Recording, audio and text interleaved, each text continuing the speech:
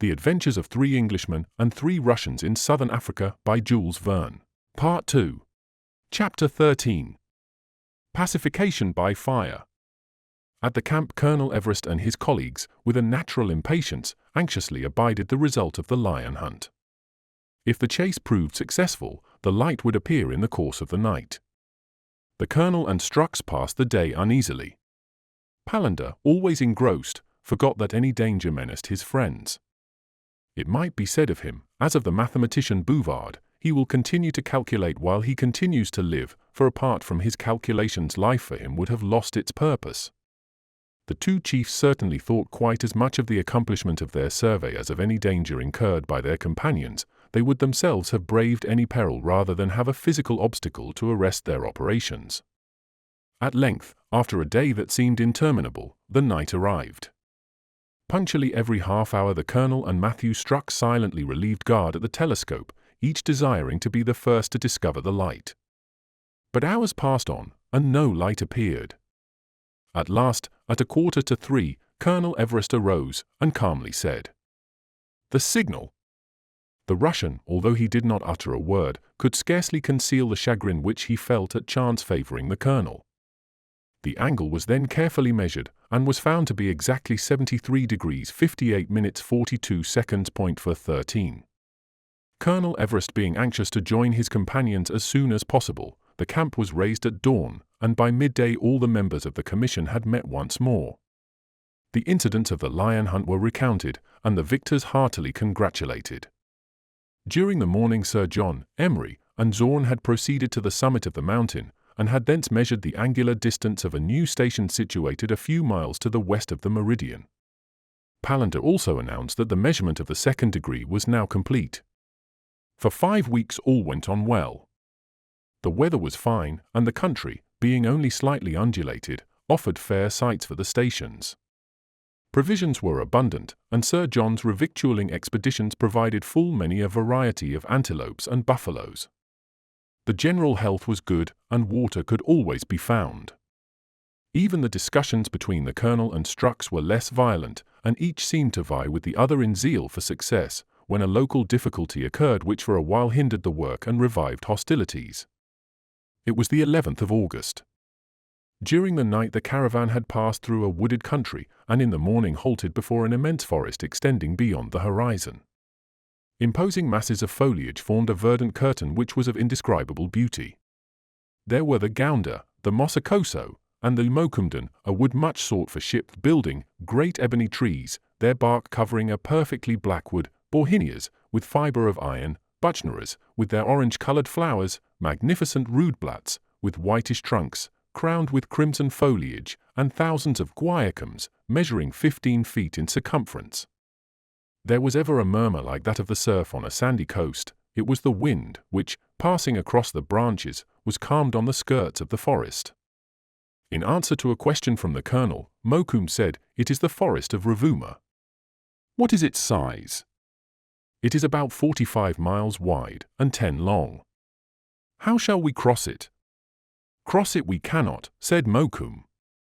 "There is but one resource, we must go round either to the east or to the west." At this intelligence the chiefs were much perplexed. In the forest they could not establish stations. To pass round would involve them in an additional series of perhaps 10 auxiliary triangles. Here was a difficulty of no little magnitude. Encamping in the shade of a magnificent grove about half a mile from the forest, the astronomers assembled in council. The question of surveying across the mass of trees was at once set aside, and it now remained to determine whether they should make the circuit to the east or the west, since the meridian passed as nearly as possible through the centre of the forest. On this point arose a violent discussion between the Colonel and Strux. The two rivals recovered their old animosity, and the discussion ended in a serious altercation. Their colleagues attempted to interfere, but to no purpose. The Englishman wished to turn to the right, since that direction approached the route taken by Dr. Livingstone in his expedition to the Zambezi Falls, and the country would on that account be more known and frequented. The Russian, on the contrary, insisted on going to the left, but apparently for no other reason than to thwart the Colonel. The quarrel went so far that a separation between the members of the commission seemed imminent. Zorn, Emery, Sir John, and Palander withdrew and left their chiefs to themselves. Such was their obstinacy that it seemed as if the survey must continue from this point in two oblique series of triangles. The day passed away without any reconciliation, and the next morning Sir John, finding matters still in the same condition, proposed to Mokoum to beat the neighbourhood. Perhaps meanwhile the astronomers would come to an understanding. Anyway, some fresh venison would not be despised. Mokoum, always ready, whistled to his dog-top, and the two hunters ventured several miles from the encampment.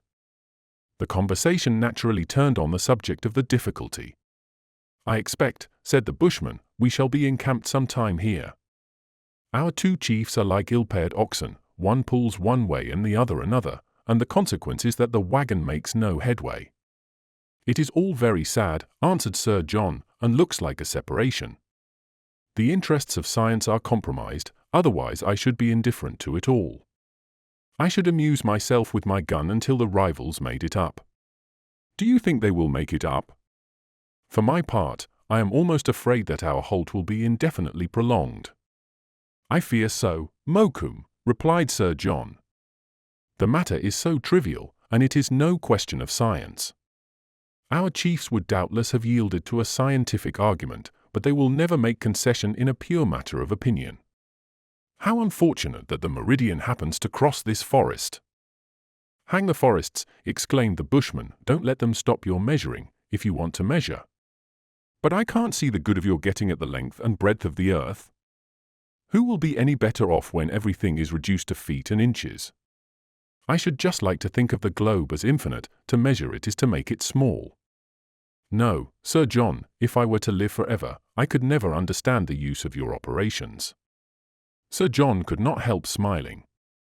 They had often debated the subject, and the ignorant child of nature could evidently not enter into the interest attached to the survey. Whenever Sir John attempted to convince him, he answered eloquently with arguments stamped with a genuine naturalness, of which Sir John, half savant and half hunter, could fully appreciate the charm. Thus conversing, the hunters pursued the rock hares, the shrill-toned plovers, the partridges, with brown, yellow, and black plumage, and other small game. But Sir John had all the sport to himself. The bushman seldom fired. He was preoccupied. The quarrel between the two astronomers seemed to trouble him more than it did his companion, and the variety of game hardly attracted his notice. In truth, there was an idea floating through his brain, which, little by little, took more definite form. Sir John heard him talking to himself, and watched him as he quietly let the game pass by, as engrossed as Palander himself. 2 or 3 times in the course of the day he drew near Sir John and said, "So you really think that Colonel Everest and Mr. Strux will not come to terms?" Sir John invariably replied that agreement seemed unlikely, and that he feared there would be a separation between Englishmen and Russians. The last time Mokoum received this answer he added, "Well, you may be easy. I have found a means to satisfy both the chiefs. Before tomorrow, if the wind is favourable, they will have nothing to quarrel about." "What do you mean to do, Mokoum?" "Never mind, Sir John." "Very well, I will leave it to you. You deserve to have your name preserved in the annals of science." "That would be too great an honour for me, Sir John," answered the bushman, and then continued silently to ponder over his project. Sir John made no further inquiries, but could not at all guess how the bushman proposed to reunite the two adversaries. Towards evening the hunters returned to camp, and found matters even worse than before. The oft-repeated intervention of Zorn and Emery had been of no avail, and the quarrel had now reached such a height that reconciliation seemed impossible. It appeared only too probable that the survey would be continued in 2 separate directions. The thought of this was sorrowful to Emery and Zorn, who were now so nearly bound by mutual sympathy. Sir John guessed their thoughts, and was eager to reassure them, but however much he was secretly disposed to trust to the bushman, he abstained from raising any hopes which might be fallacious. Throughout the evening Mokoum did not leave his ordinary occupations. He arranged the sentinels, and took the usual precautions. Sir John began to think that he had forgotten his promise. Before going to rest he tried to sound Colonel Everest, whom he found immovably resolved that, unless Strux yielded, the English and Russians must part. "There are things," added the colonel, in a tone of decision, "that cannot be borne, even from a colleague. Sir John, very uneasy, retired to his bed, and being fatigued with his day's sport, was soon asleep. Towards 11 o'clock he was suddenly aroused by the natives running to and fro in the camp. He quickly rose, and found every one on their feet. The forest was on fire. In the dark night, against the black sky, the curtain of flame seemed to rise to the zenith, and in this incredibly short time the fire had extended for several miles. Sir John looked at Mokoum, who, standing near, made no answer to his glance, but he at once understood. The fire was designed to open a road through that forest which had stood impervious for ages. The wind, from the south, was favourable. The air, rushing as from a ventilator, accelerated the conflagration, and furnished an ever-fresh supply of oxygen. It animated the flames, and kept the kindled branches burning like a myriad brands. The scattered fragments became new centres for fresh outbreaks of flame, the scene of the fire became larger, and the heat grew intense. The deadwood piled under the dark foliage crackled, and ever and anon louder reports and a brighter light told that the resinous trees were burning like torches. Then followed explosions like cannonades, as the great trunks of ironwood burst asunder with a reverberation as of bombs. The sky reflected the glow, and the clouds carried the rosy glare high aloft. Showers of sparks emitted from the wreaths of smoke studded the heavens like red-hot stars. Then, on every side, were heard the howls, shrieks, and bellowings of herds of bewildered hyenas, buffaloes, and lions. Elephants rushed in every direction, like huge dark spectres, and disappeared beyond the horizon. The fire continued throughout the following day and night, and when day broke on the 14th a vast space, several miles wide, had been opened across the forest. A passage was now free for the meridian. The daring genius of Mokoum had arrested the disaster which threatened the survey. Chapter 14. A declaration of war. All pretext for quarrelling being now removed, the colonel and Strux, somewhat rancorous at heart, recommenced their joint labours. About 5 miles to the left of the gap made by the conflagration rose an eminence which would serve as the vertex of a new triangle. When the requisite observations were complete, the caravan set off across the burnt forest. The road was paved with embers. The soil was still burning, and here and there smouldered stumps of trees, while a hot steam rose around. In many places lay the blackened carcasses of animals which had been unable to make their escape. Wreaths of smoke gave evidence that the fire was not yet extinct and might still be rekindled by the wind. Had the flames burst out again, the caravan must inevitably have been destroyed. Towards the middle of the day, however, it was safely encamped at the foot of the hill. Here was a mass of rock which seemed to have been arranged by the hand of man. It was a kind of cromlech, a surprising erection to find in that locality, resembling the structures attributed to the Druids, and which ever furnish fresh interest to the archaeologist. The most credible suggestion was that it must be the remains of some primitive African altar. The 2 young astronomers and Sir John Murray wished to visit the fantastic construction, and, accompanied by the Bushmen, they ascended the slope. They were not above 20 paces from the cromlech when a man, hitherto concealed behind one of the massy stones at the base, appeared for a moment, and, descending the hill, stole quickly away into a thicket that had been untouched by the fire. The momentary glance was enough for the Bushman. "A Makololo," he cried, and rushed after the native. Sir John followed, and both in vain searched the wood. The native, knowing the short paths, had escaped where the most experienced hunter could not have traced him. When the incident was related to Colonel Everest, he sent for Mokoum, and asked him who the man was, what he was doing, and why he had followed him. "He is a Makololo, Colonel," replied Mokoum. "He belongs to one of the northern tribes that haunt the affluents of the Zambezi. Not only is he an enemy of us Bokjesmen, but he is a plunderer of all who venture into the country. He was spying us, and we shall be lucky if we have not cause to regret that we couldn't get hold of him." "But what have we to fear from a band of robbers?" asked the colonel. "Are not our numbers sufficient to resist them?" "At present, yes," replied the Bushman, "but in the north these tribes are more frequent, and it is difficult to avoid them. If this Makololo is a spy, as I suspect, he will not fail in putting several hundred of these robbers on our track, and then, Colonel, I would not give a farthing for all your triangles." The colonel was vexed. He knew that the bushman was not the man to exaggerate danger, and that all he said ought to be duly weighed.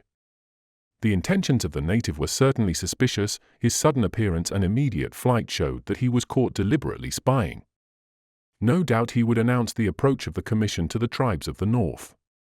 There was, however, no help for it now. The caravan must continue its march with extra precautions. On the 17th of August the astronomers completed their 22nd triangle, and with it the third degree of the meridian. Finding by the map that the village of Kolobeng was about 100 miles to the northeast, they resolved to turn thither for a few days' rest. For nearly 6 months they had had no communication with the civilized world, and at Kolobeng, an important village and missionary station, they would probably hear news from Europe, besides being able to reprovision the caravan. The remarkable cromlech was at once chosen as the landmark when subsequent operations should commence, and the colonel gave the signal for departure. With no further incident the caravan reached Kolobeng on the 22nd. The village was merely a mass of native huts, the uniformity of which was relieved by the depot of the missionaries who had settled there. Formerly called Lepalol, it is marked on some maps Letu Baruka. Here Dr. Livingstone stayed for some months in 1843 to learn the habits of the Bechuanas, or Bakuins, as they are more generally termed in this part of the country. With all hospitality the missionaries received the Europeans, and put every available resource at their disposal. Livingstone's house was still to be seen, sacked and ruined, as when visited by Baldwin. The Boers had not spared it in their incursion of 1852.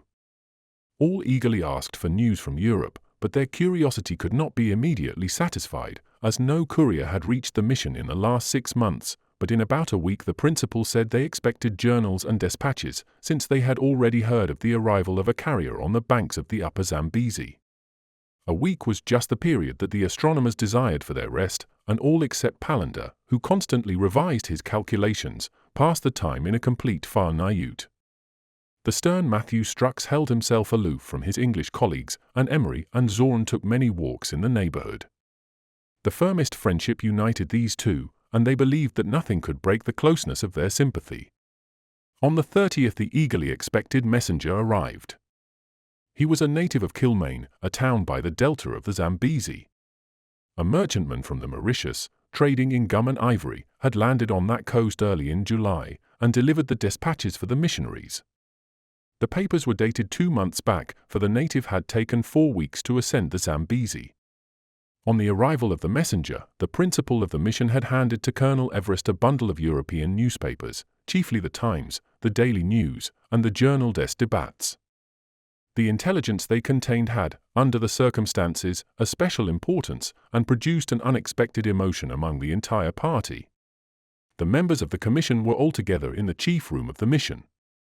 Colonel Everest drew out the Daily News for the 13th of May, with the intention of reading aloud to his colleagues. Scarcely had he glanced at the first leading article, when his brow contracted, and the paper trembled in his hand. In a few moments he recovered his usual composure. "What does the paper say, Colonel?" asked Sir John. "It is grave news, gentlemen," said the Colonel, "that I have to communicate." He kept the paper in his hand, and his colleagues waited eagerly for him to speak. To the surprise of all he rose, and, advancing to Matthew Strux, said, "Before communicating the intelligence conveyed in this paper, I should wish to make an observation to you." "I am ready to hear anything you may say," said Strux, much astonished.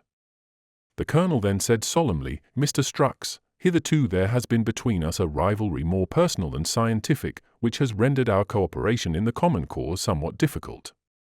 This, I believe, is to be attributed to the fact of there being 2 of us at the head of this expedition.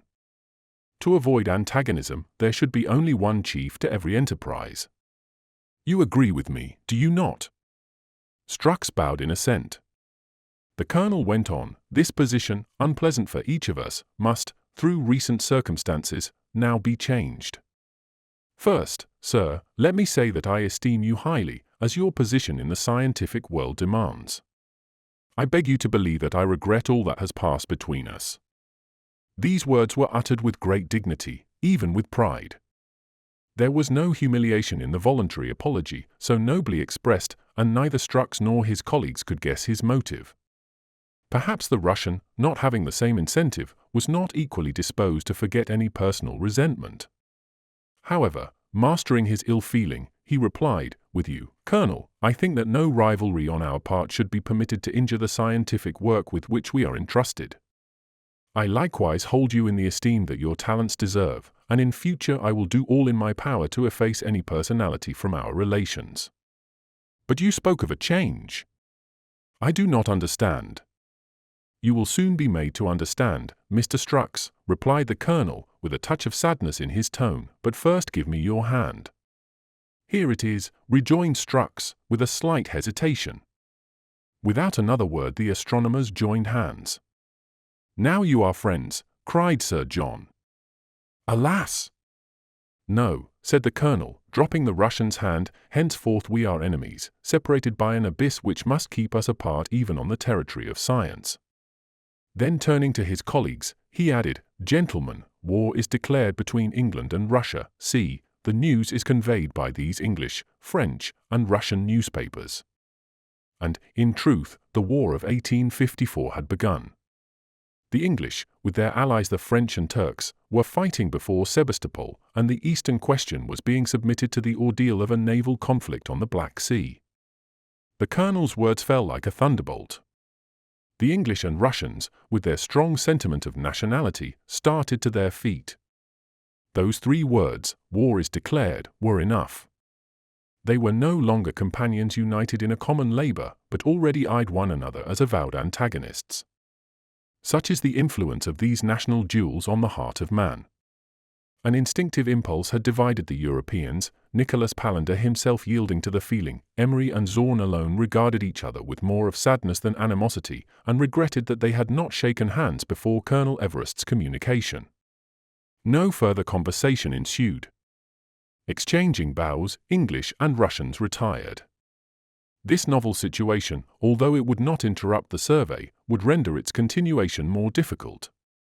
For the interest of its country, each party desired to pursue the operations, but the measurements must be carried along 2 different meridians. In a formal interview subsequently arranged between the chiefs, it was decided by lot that the Russians should continue the meridian already begun, while the English should choose an arc 60 or 80 miles to the west, and unite it to the first by a series of auxiliary triangles. They would then continue their survey as far as latitude 20 degrees.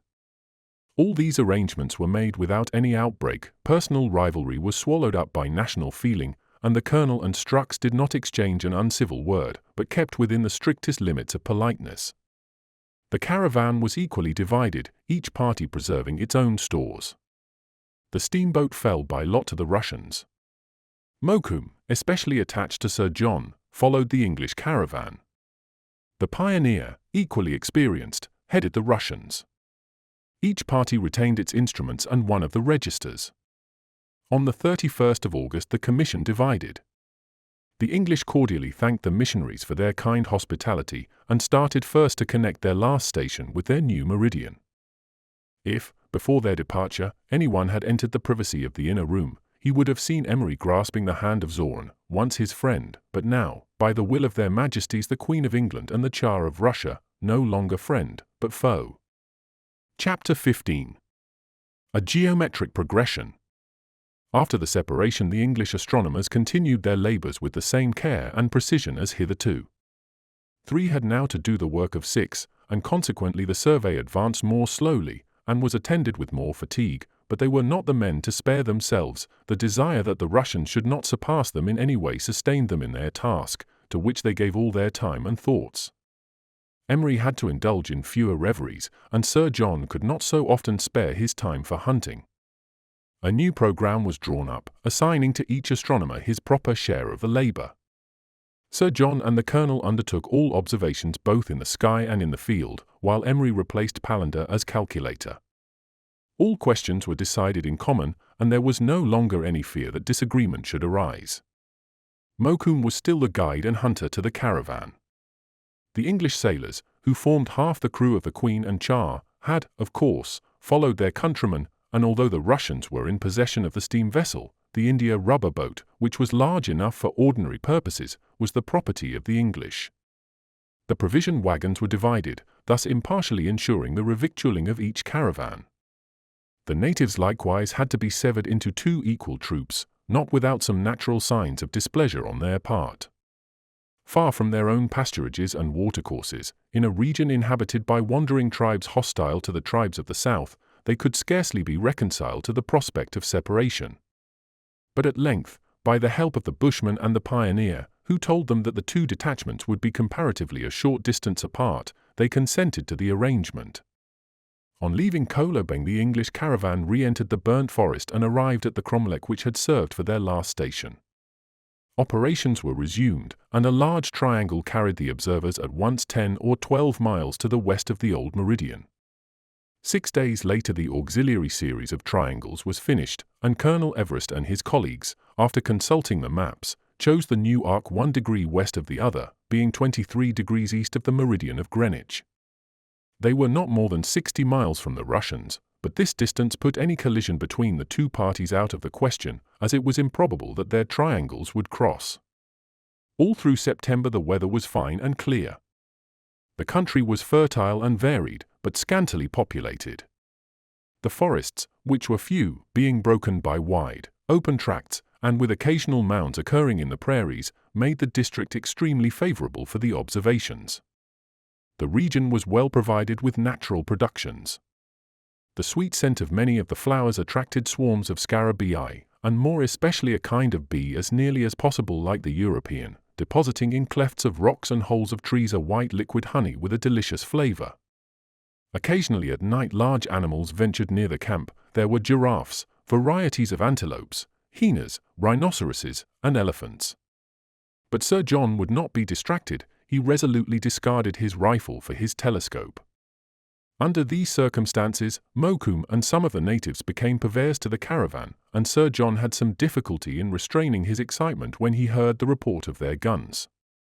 The bushmen shot 3 prairie buffaloes, the bocolocolos of the Bechuanas, formidable animals, with glossy black skins, short strong legs, fierce eyes, and small heads crowned with thick black horns. They were a welcome addition to the fresh venison which formed the ordinary fare. The natives prepared the buffalo meat as the Indians of the north do their pemmican. The Europeans watched their proceedings with interest, though at first with some repugnance. The flesh, after being cut into thin slices and dried in the sun, was wrapped in a tanned skin and beaten with flails till it was reduced to a powder. It was then pressed tightly into leathern sacks and moistened with boiling tallowy suet collected from the animal itself. To this they added some marrow and berries, whose saccharine matter modified the nitrous elements of the meat. This compound, after being mixed and beaten, formed, when cold, a cake as hard as a stone. Mokoum, who considered his pemmican a national delicacy, begged the astronomers to taste the preparation. At first they found it extremely unpalatable, but, becoming accustomed to the flavor, they soon learnt to partake of it with great relish. Highly nourishing, and not at all likely to be tainted, containing, moreover, its nutritive elements closely compacted, this pemmican was exactly suited to meet the wants of a caravan travelling in an unknown country. The bushmen soon had several £100 in reserve, and they were thus secure from any immediate want. Days and nights passed away in observations. Emery was always thinking of his friend, and deploring the fate which had so suddenly severed the bond of their friendship. He had no one to sympathize with his admiration of the wild characteristics of the scenery, and, with something of Palander's enthusiasm, found refuge in his calculations. Colonel Everest was cold and calm as ever, exhibiting no interest in anything beyond his professional pursuits. As for Sir John, he suppressed his murmurs, but sighed over the loss of his freedom. Fortune, however, sometimes made amends, for although he had no leisure for hunting, the wild beasts occasionally took the initiative and came near, interrupting his observations. He then considered defense legitimate and rejoiced to be able to make the duties of the astronomer and of the hunter to be compatible. One day he had a serious rencontre with an old rhinoceros, which cost him rather dear. For some time the animal had been prowling about the flanks of the caravan. By the blackness of his skin Mokoum had recognized the chukuru, such is the native for this animal, as a dangerous beast, and one which, more agile than the white species, often attacks man and beast without any provocation. On this day Sir John and Mokoum had set off to reconnoitre a hill 6 miles away, on which the colonel wished to establish an indicating post. With a certain foreboding, Sir John had brought his rifle with conical shot instead of his ordinary gun. For although the rhinoceros had not been seen for 2 days, yet he did not consider it advisable to traverse unarmed and unknown country. Mokoum and his companions had already unsuccessfully chased the beast, which probably now had abandoned its designs. There was no reason to regret the precaution. The adventurers had reached the summit of the hill, when at the base, close to a thicket of no large extent, appeared the choucurou. He was a formidable animal. His small eyes sparkled, and his horns, planted firmly one over the other on his bony nose, furnished a most powerful weapon of attack. The bushman caught sight of him first, as he crouched about half a mile distant in a grove of lentisk.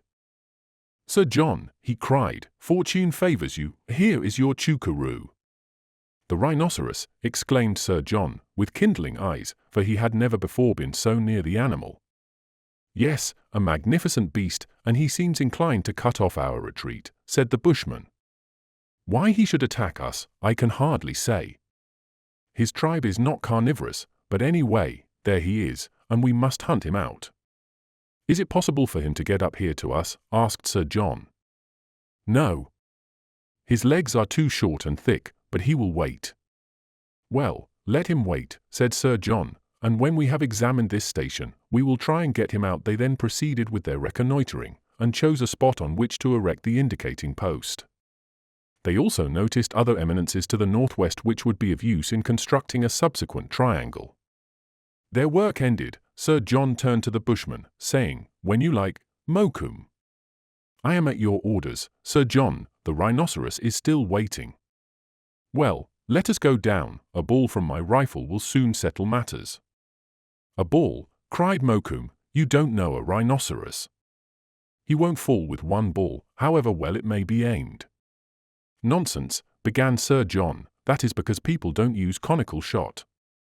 "Conical or round," rejoined the bushman, "the first will not bring down such an animal as that." "Well," said Sir John, carried away by his self-confidence, "as you have your doubts, I will show you what our European weapons can do." And he loaded his rifle, to be ready to take aim as soon as he should be at a convenient distance. "One moment, Sir John," said the bushman, rather piqued, "will you bet with me?" "Certainly," said Sir John. "I am only a poor man," continued Mokoum, "but I will willingly bet you half a crown against your first ball." "Done," replied Sir John instantly. "Half a crown to you if the rhinoceros doesn't fall to my first shot." The hunters descended the steep slope, and were soon posted within range of the rhinoceros. The beast was perfectly motionless, and on that account presented an easy aim. Sir John thought his chance so good, that at the last moment he turned to Mokoum and said, "Do you keep to your bargain?" "Yes," replied the bushman. The rhinoceros still being as motionless as a target, Sir John could aim wherever he thought the blow would be mortal. He chose the muzzle, and, his pride being roused, he aimed with the utmost care, and fired. The ball failed in reaching the flesh. It had merely shattered to fragments the extremity of one of the horns. The animal did not appear to experience the slightest shock. "That counts nothing," said the bushman, "you didn't touch the flesh." "Yes, it counts," replied Sir John, rather vexed, "I have lost my wager. But come now, double or quits." "As you please, Sir John, but you will lose." "We shall see." The rifle was carefully reloaded, and Sir John, taking rather a random aim, fired a second time, but meeting the horny skin of the haunch, the ball, notwithstanding its force, fell to the ground. The rhinoceros moved a few steps. "A crown to me," said Mokoum. "Will you stake it again?" asked Sir John, "double or quits?" "By all means," said Mokoum. This time Sir John, who had begun to get angry, regained his composure and aimed at the animal's forehead. The ball rebounded, as if it had struck a metal plate. "Half a sovereign," said the bushman calmly. "Yes, and another," cried Sir John, exasperated. The shot penetrated the skin, and the rhinoceros made a tremendous bound, but instead of falling, he rushed furiously upon the bushes, which he tore and crushed violently. "I think he still moves," said the bushman quietly. Sir John was beside himself. His composure again deserted him, and he risked the sovereign he owed the bushman on a fifth ball. He continued to lose again and again, but persisted in doubling the stake at every shot. At length the animal, pierced to the heart, fell, impotent to rise to its feet. Sir John uttered a loud hurrah. He had killed his rhinoceros. He had forgotten his disappointment, but he did not forget his bets. It was startling to find that the perpetually redoubled stakes had mounted at the 9th shot to 32L. Sir John congratulated himself on his escape from such a debt of honour, but in his enthusiasm he presented Mokoum with several gold pieces which the bushman received with his usual equanimity. Chapter 16. Danger in disguise. By the end of September the astronomers had accomplished half their task. Their diminished numbers added to their fatigue, so that, notwithstanding their zeal, they occasionally had to recruit themselves by resting for several days. The heat was very overpowering. October in latitude 24 degrees south corresponds to April in Algeria, and for some hours after midday work was impossible. The bushman was alone uneasy at the delay, for he was aware that the ark was about to pass through a singular region called a karoo, similar to that at the foot of the Roggeveld Mountains in Cape Colony. In the damp season this district presents signs of the greatest fertility. After a few days of rain the soil is covered with a dense verdure. In a very short time flowers and plants spring up everywhere. Pasturage increases, and watercourses are formed. Troops of antelopes descend from the heights and take possession of these unexpected prairies. But this strange effort of nature is of short duration. In a month, or 6 weeks at most, all the moisture is absorbed by the sun, the soil becomes hardened, and chokes the fresh germs, vegetation disappears in a few days, the animals fly the region, and where for a while there was a rich fertility, the desert again asserts its dominion. This karoo had to be crossed before reaching the permanent desert bordering on Lake Ngami. The bushman was naturally eager to traverse this region before the extreme aridity should have exhausted the springs. He explained his reasons to the colonel, who perfectly understood, and promised to hurry on the work, without suffering its precision to be affected. Since, on account of the state of the atmosphere, measuring was not always practicable, the operations were not infrequently retarded, and the bushmen became seriously concerned lest when they reached the karoo its character of fertility should have disappeared. Meanwhile the astronomers could not fail to appreciate the magnificence around. Never had they been in finer country. In spite of the high temperature, the streams kept up a constant freshness, and thousands of flocks would have found inexhaustible pasturage. Clumps of luxuriant trees rose here and there, giving the prospect at times the appearance of an English park. Colonel Everest was comparatively indifferent to these beauties, but the others were fully alive to the romantic aspect of this temporary relief to the African deserts. Emery now especially regretted the alienation of his friend Zorn, and often thought how they would have mutually delighted in the charming scenery around them.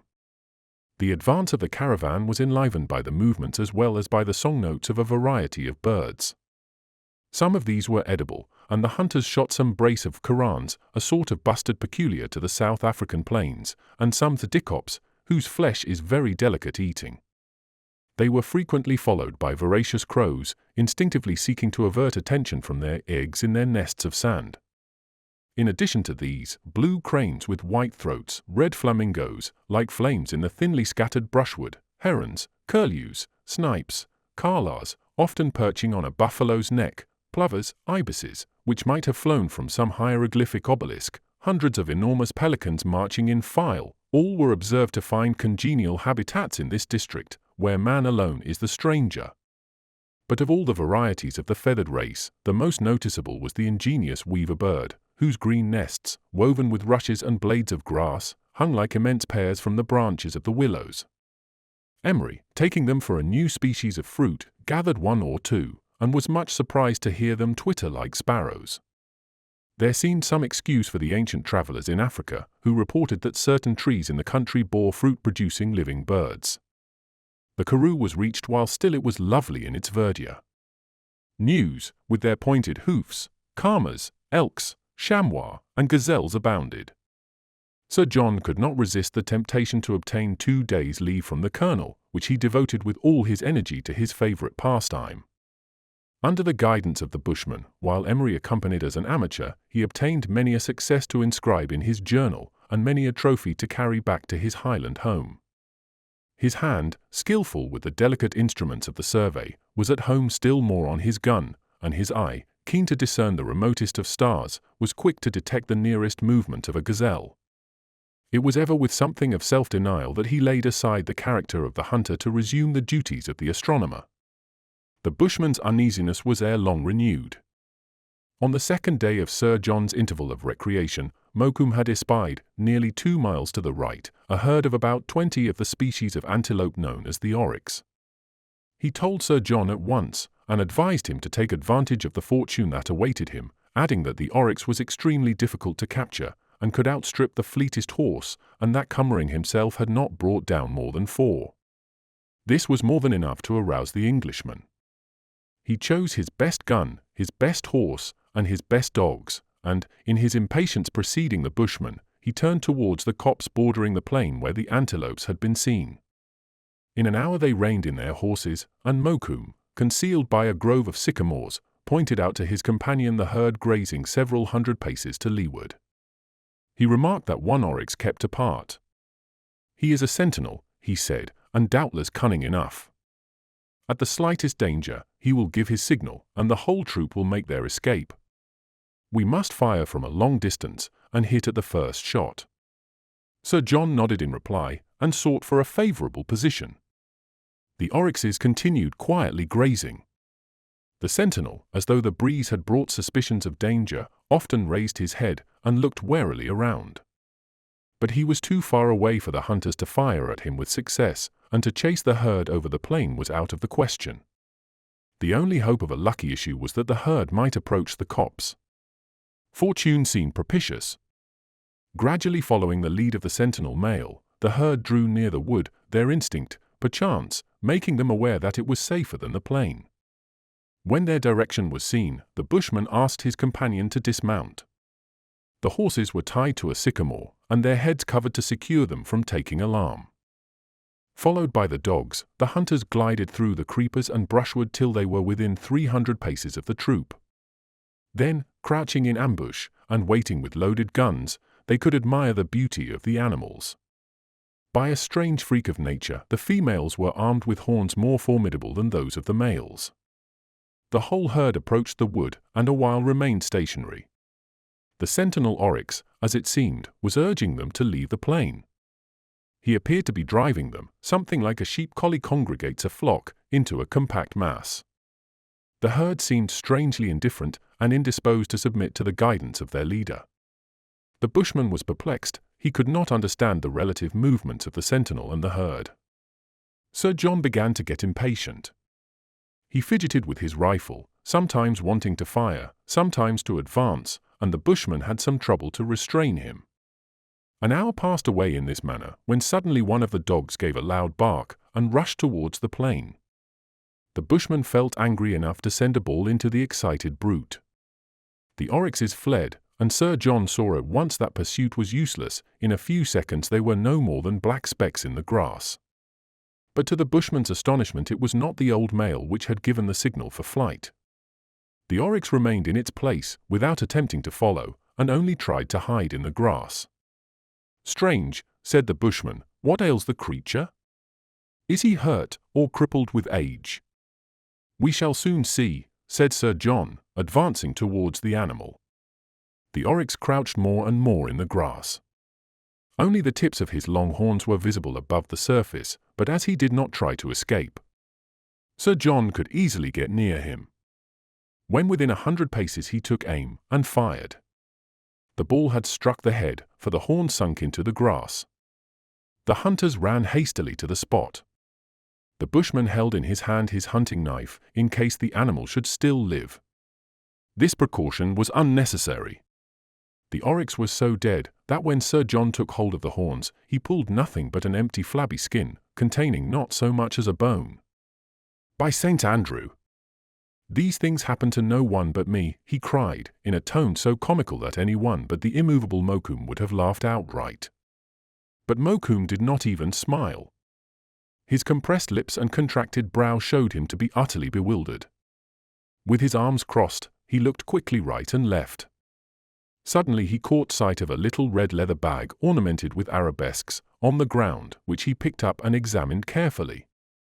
"What's that?" asked Sir John. "A Makololo's pouch," replied Mokoum. "How did it get there?" "The owner let it fall as he fled." "What do you mean?" "I mean," said Mokoum, clenching his fists, "that the Makololo was in the oryx skin, and you have missed him." Sir John had not time to express his astonishment when Mokoum, observing a movement in the distance, with all speed seized his gun and fired.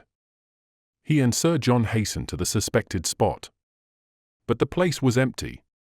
They could perceive by the trampled grass that someone had just been there, but the Makololo was gone, and it was useless to think of pursuit across the prairie.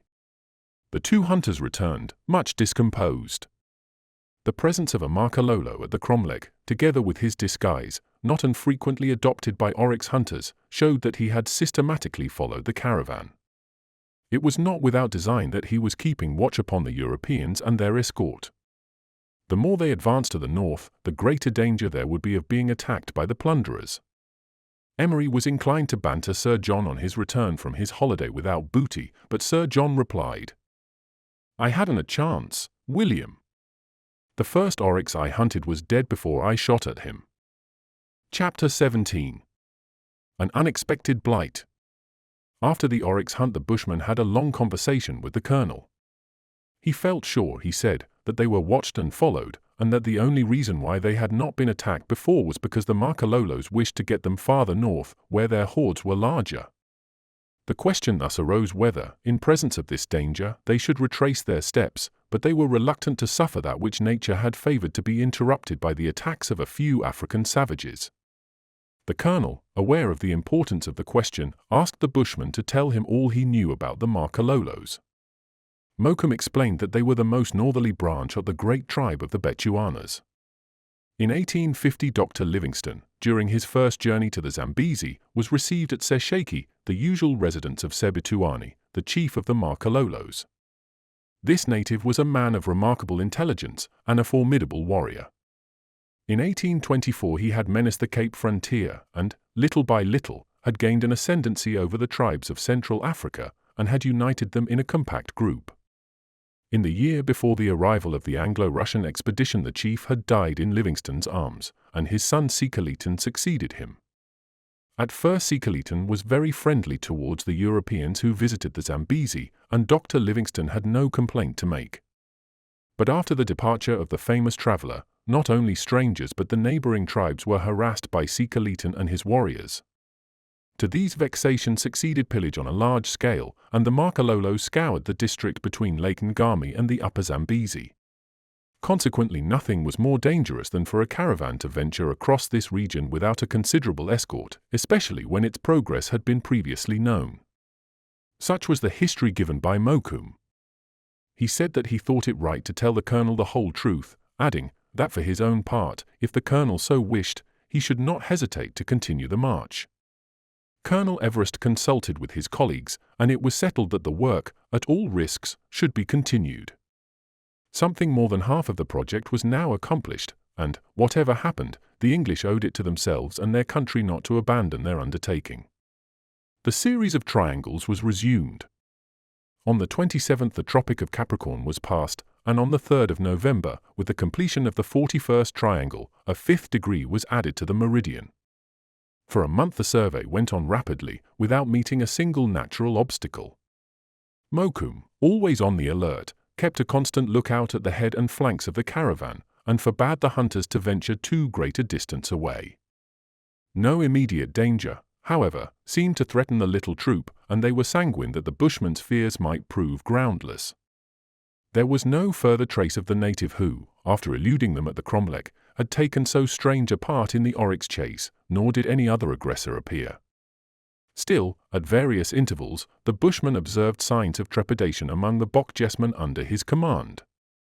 The incidents of the flight from the old cromlech and the stratagem of the oryx hunt could not be concealed from them, and they were perpetually expecting an attack. A deadly antipathy existed between tribe and tribe, and, in the event of a collision, the defeated party could entertain no hope of mercy. The Bochjesmen were already 300 miles from their home, and there was every prospect of their being carried 200 more. It is true that, before engaging them, Mokoum had been careful to inform them of the length and difficulties of the journey, and they were not men to shrink from fatigue, but now, when to these was added the danger of a conflict with implacable enemies, regret was mingled with murmuring, and dissatisfaction was exhibited with ill humour, and although Mokoum pretended neither to hear nor to see, he was silently conscious of an increasing anxiety. On the 2nd of December a circumstance occurred which still further increased the spirit of complaint amongst this superstitious people, and provoked them to a kind of rebellion.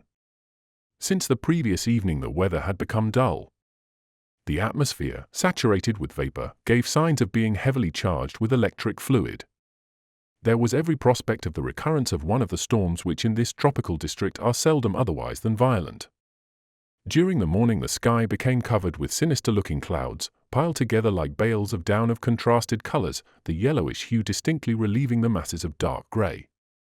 The sun was wan, the heat was overpowering, and the barometer fell rapidly. The air was so still that not a leaf fluttered. Although the astronomers had not been unconscious of the change of weather, they had not thought it necessary to suspend their labours. Emery, attended by 2 sailors and 4 natives in charge of a wagon, was sent 2 miles east of the meridian to establish a post for the vertex of the next triangle. He was occupied in securing his point of sight, when a current of cold air caused a rapid condensation, which appeared to contribute immediately to a development of electric matter. Instantly there fell a violent shower of hail, and by a rare phenomenon the hailstones were luminous, so that it seemed to be raining drops of boiling silver. The storm increased, sparks flashed from the ground, and jets of light gleamed from the iron settings of the wagon. Dr. Livingstone relates that he has seen tiles broken and horses and antelopes killed by the violence of these hailstorms. Without losing a moment, Emery left his work for the purpose of calling his men to the wagon, which would afford better shelter than a tree. But he had hardly left the top of the hill when a dazzling flash, instantly followed by a peal of thunder, inflamed the air. Emery was thrown down and lay prostrate as though he were actually dead.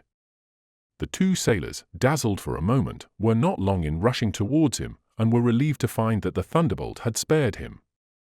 He had been enveloped by the fluid, which, collected by the compass which he held in his hand, had been diverted in its course, so as to leave him not seriously injured. Raised by the sailors, he soon came to himself, but he had narrowly escaped. 2 natives, 20 paces apart, lay lifeless at the foot of the post. One had been struck by the full force of the thunderbolt, and was a black and shattered corpse, while his clothes remained entire. The other had been locally struck on the skull by the destructive fluid, and had been killed at once. The 3 men had been undeniably struck by a single flash. This trisection of a flash of lightning is an unusual but not unknown occurrence, and the angular division was very large. The Bochjesmen were at first overwhelmed by the sudden death of their comrades, but soon, in spite of the cries of the sailors and at the risk of being struck themselves, they rushed back to the camp. The 2 sailors, having first provided for the protection of Emery, conveyed the 2 dead bodies to the wagon and then found shelter for themselves, being sorely bruised by the hailstones, which fell like a shower of marbles. For 3/4 of an hour the storm continued to rage. The hail then abated so as to allow the wagon to return to camp. The news of the death of the natives had preceded them, and had produced a deplorable effect on the minds of the Bochjesmen, who already looked upon the trigonometrical operations with the terror of superstition. They assembled in secret council, and some more timid than the rest declared they would go no farther. The rebellious disposition began to look serious, and it took all the bushmen's influence to arrest an actual revolt. Colonel Everest offered the poor men an increase of pay, but contentment was not to be restored without much trouble. It was a matter of emergency. Had the natives deserted, the position of the caravan, without escort and without drivers, would have been perilous in the extreme. At length, however, the difficulty was overcome, and after the burial of the natives, the camp was raised, and the little troop proceeded to the hill where the 2 had met their death. Emery felt the shock for some days. His left hand, which had held the compass, was almost paralyzed, but after a time it recovered, and he was able to resume his work. For 18 days no special incident occurred. The Makalolos did not appear, and Mokoum, though still distrustful, exhibited fewer indications of alarm. They were not more than 50 miles from the desert, and the Karoo was still verdant and enriched by abundant water. They thought that neither man nor beast could want for anything in this region so rich in game and pasturage, but they had reckoned without the locusts, against whose appearance there is no security in the agricultural districts of South Africa. On the evening of the 20th, about an hour before sunset, the camp was arranged for the night. A light northerly breeze refreshed the atmosphere. The three Englishmen and Mokoum, resting at the foot of a tree, discussed their plans for the future. It was arranged that during the night the astronomers should take the altitude of some stars in order accurately to find their latitude. Everything seemed favorable for the operations. In a cloudless sky the moon was nearly new, and the constellations might be expected to be clear and resplendent. Great was the disappointment, therefore, when Emery, rising and pointing to the north, said, "The horizon is overcast. I begin to fear our anticipations of a fine night will hardly be verified." "Yes," replied Sir John, "I see a cloud is rising, and if the wind should freshen, it might overspread the sky." "There is not another storm coming, I hope," interposed the Colonel. "We are in the tropics," said Emery, "and it would not be surprising, for tonight I begin to have misgivings about our observations." "What is your opinion, Mokoum?" asked the Colonel of the Bushman. Mokoum looked attentively towards the north. The cloud was bounded by a long clear curve, as definite as though traced by a pair of compasses. It marked off a section of some miles on the horizon, and its appearance, black as smoke, seemed to excite the apprehensions of the Bushman. At times it reflected a reddish light from the setting sun, as though it were rather a solid mass than any collection of vapor. Without direct reply to the Colonel's appeal, Mokoum simply said that it was strange. In a few minutes one of the Bokjesmen announced that the horses and cattle showed signs of agitation, and would not be driven to the interior of the camp. "Well, let them stay outside," said Mokoum, and in answer to the suggestion that there would be danger from the wild beasts around, he added significantly, "Oh, the wild beasts will be too much occupied to pay any attention to them." After the native had gone back, Colonel Everest turned to ask what the Bushman meant, but he had moved away, and was absorbed in watching the advance of the cloud, of which, too accurately, he was aware of the origin. The dark mass approached. It hung low and appeared to be but a few hundred feet from the ground. Mingling with the sound of the wind was heard a peculiar rustling, which seemed to proceed from the cloud itself.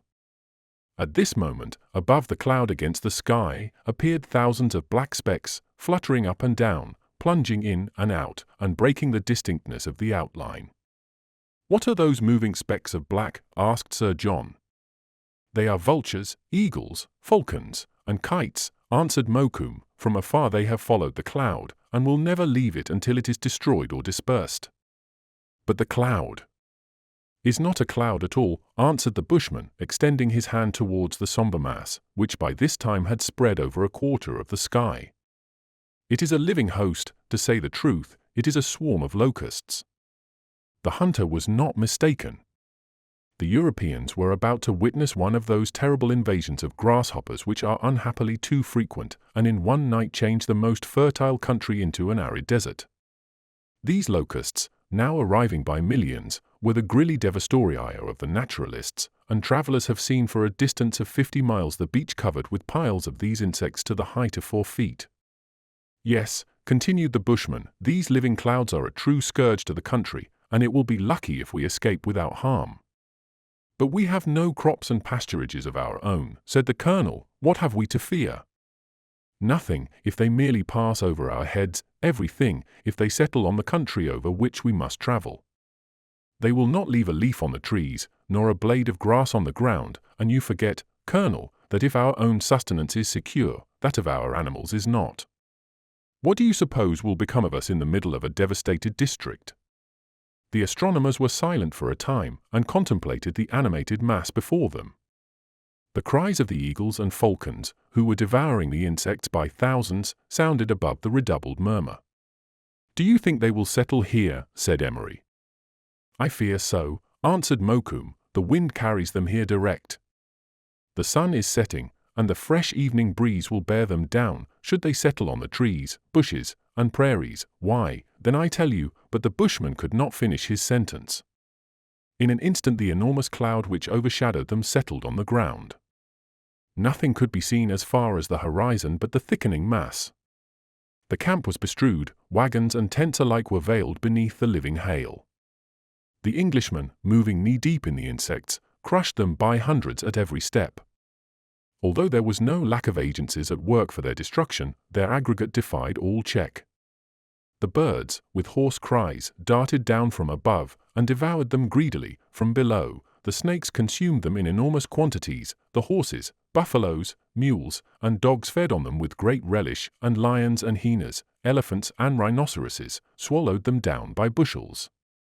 The very bokjesmen welcomed these shrimps of the air like celestial manna. The insects even preyed on each other, but their numbers still resisted all sources of destruction. The Bushmen entreated the English to taste the dainty. Thousands of young locusts, of a green color, 1 inch to 1.5 inches long, and about as thick as a quill, were caught.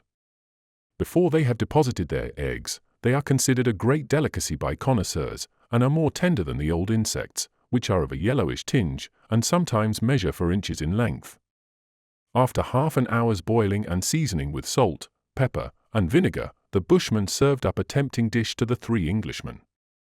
The insects, dismembered of head, legs, and skin, were eaten just like shrimps, and were found extremely savory. Sir John, who ate some hundreds, recommended his people to take advantage of the opportunity to make a large provision. At night they were all about to seek their usual beds, but the interior of the wagons had not escaped the invasion. It was impossible to enter without crushing the locusts, and to sleep under such conditions was not an agreeable prospect. Accordingly, as the night was clear and the stars bright, the astronomers were rejoiced to pursue their contemplated operations, and deemed it more pleasant than burying themselves to the neck in a coverlet of locusts. Moreover, they would not have had a moment's sleep, on account of the howling of the beasts which were attracted by their unusual prey. The next day the sun rose in a clear horizon, and commenced its course over a brilliant sky foreboding heat. A dull rustling of scales among the locusts showed that they were about to carry their devastations elsewhere, and towards 8 o'clock the mass rose like the unfurling of an immense veil, and obscured the sun. It grew dusk as if night were returning, and with the freshening of the wind the whole mass was in motion. For 2 hours, with a deafening noise, the cloud passed over the darkened camp and disappeared beyond the western horizon. After their departure the Bushmen's predictions were found to be entirely realized. All was demolished, and the soil was brown and bare. Every branch was stripped to utter nakedness. It was like a sudden winter settling in the height of summer, or like the dropping of a desert into the midst of a land of plenty. The Oriental proverb which describes the devastating fury of the Osmanlis might justly be applied to these locusts: where the Turk has passed, the grass springs up no more. Chapter 18. The Desert. It was indeed no better than a desert which now lay before the travellers. When, on the 25th of December, they completed the measurement of another degree, and reached the northern boundary of the Karoo, they found no difference between the district they had been traversing and the new country, the real desert, arid and scorching, over which they were now about to pass. The animals belonging to the caravan suffered greatly from the dearth alike of pasturage and water. The last drops of rain in the pools had dried up, and it was an acrid soil, a mixture of clay and sand, very unfavorable to vegetation. The waters of the rainy season filtered quickly through the sandy strata, so that the region was incapable of preserving for any length of time a particle of moisture. More than once has Dr. Livingstone carried his adventurous explorations across one of these barren districts. The very atmosphere was so dry that iron left in the open air did not rust, and the distinguished traveller relates that the leaves hung weak and shriveled, that the mimosas remained closed by day as well as by night, that the scarabaei, laid on the ground, expired in a few seconds, and that the mercury in the ball of a thermometer buried 3 inches in the soil rose at midday to 134 degrees Fahrenheit. These records which Livingstone had made were now verified by the astronomers between the Karoo and Lake Ngami. The suffering and fatigue, especially of the animals, continually increased, and the dry dusty grass afforded them but little nourishment. Nothing ventured on the desert, the birds had flown beyond the Zambezi for fruit and flowers, and the wild beasts shunned the plain which offered them no prey. During the first fortnight in January the hunters caught sight of a few couples of those antelopes which are able to exist without water for several weeks. There were some oryxes like those in whose pursuit Sir John had sustained so great a disappointment, and there were besides some dappled, soft-eyed calmers, which venture beyond the green pasturages, and which are much esteemed for the quality of their flesh. To travel under that burning sun through the stifling atmosphere, to work for days and nights in the oppressive sultriness, was fatiguing in the extreme. The reserve of water evaporated continuously, so they were obliged to ration themselves to a painfully limited allowance. However, such were their zeal and courage that they mastered all their troubles, and not a single detail of their task was neglected. On the 25th of January they completed their 7th degree, the number of triangles constructed having amounted to 57. Only a comparatively small portion of the desert had now to be traversed, and the Bushmen thought that they would be able to reach Lake Ngami before their provision was exhausted. The colonel and his companions thus had definite hopes, and were inspirited to persevere. But the hired Bochjesmen, who knew nothing of any scientific ardor, and who had been long ago reluctant to pursue their journey, could hardly be encouraged to hold out. Unquestionably they suffered greatly, and were objects for commiseration. Already, too, some beasts of burden, overcome by hard work and scanty food, had been left behind, and it was to be feared that more would fall into the same helpless condition. Mokoum had a difficult task to perform, and as murmurs and recriminations increased, his influence more and more lost its weight. It became evident that the want of water would be a serious obstacle, and that the expedition must either retrace its steps, or, at the risk of meeting the Russians, turn to the right of the meridian, to seek some of the villages which were known to be scattered along Livingstone's route. It was not long, however, before the Bushman one morning came to the colonel and declared himself powerless against the increasing difficulties. The drivers, he said, refused to obey him, and there were continued scenes of insubordination, in which all the natives joined. The colonel perfectly well understood the situation, but stern to himself, he was stern to others. He refused to suspend his operations, and declared that although he went alone, he would continue to advance. His two companions of course agreed, and professed themselves ready to follow him. Renewed efforts of Mokoum persuaded the natives to venture a little farther. He felt sure that the caravan could not be more than 5 or 6 days' march from Lake Ngami, and once there, the animals could find pasturage and shade, and the men an abundance of fresh water. All these considerations he laid before the principal Bochjesmen. He showed them that it was really best to advance northwards. If they turned to the west, their march would be perilous, and to turn back was only to find the Karoo desolate and dry. The natives at length yielded to his solicitations, and the almost exhausted caravan continued its course. Happily this vast plain was in itself favorable to all astronomical observations, so that no delay arose from any natural obstruction. On one occasion there sprang up a sudden hope that nature was about to restore to them a supply of the water of which she had been so niggardly. A lagoon, a mile or two in extent, was discovered on the horizon. The reflection was indubitably of water, proving that what they saw was no mirage, due to the unequal density of the atmospheric strata. The caravan speedily turned in that direction, and the lagoon was reached towards 5 in the evening. Some of the horses broke away from their drivers, and galloped to the longed-for water. Having smelt it, they plunged into their chests, but almost immediately returned to the bank. They had not drunk, and when the Bochjesmen arrived they found themselves by the side of a lagoon so impregnated with salt that its water could not be touched. Disappointment was keen, it was little short of despair. Mokoum thought that he should never induce the natives to proceed, but fortunately the only hope was in advancing, and even the natives were alive to the conviction that Lake Ngami was the nearest point where water could be procured. In 4 days, unless retarded by its labors, the expedition must reach the shores of the lake. Every day was momentous. To economize time, Colonel Everest formed larger triangles and established fewer posts. No efforts were spared to hurry on the progress of the survey. Notwithstanding the application of every energy, the painful sojourn in the desert was prolonged, and it was not until the 21st of February that the level ground began to be rough and undulating. A mountain 500 or 600 feet high was descried about 15 miles to the northwest. The Bushmen recognized it as Mount Scorzef, and, pointing to the north, said, "Lake Ngami is there." "The Ngami!" "The Ngami," echoed the natives, with noisy demonstration. They wished to hurry on in advance over the 15 miles, but Mokoum restrained them, asserting that the country was infested by markalolos and that it was important to keep together. Colonel Everest, himself eager to reach the lake, resolved to connect by a single triangle the station he was now occupying with Mount Scorzef. The instruments were therefore arranged, and the angle of the last triangle, which had been already measured from the south, was measured again from the station. Mokoum, in his impatience, only established a temporary camp. He hoped to reach the lake before night, but he neglected none of his usual precautions, and prudently sent out horsemen right and left to explore the underwood. Since the oryx chase, the markalolos seemed indeed to have abandoned their watch, still he would not incur any risk of being taken by surprise.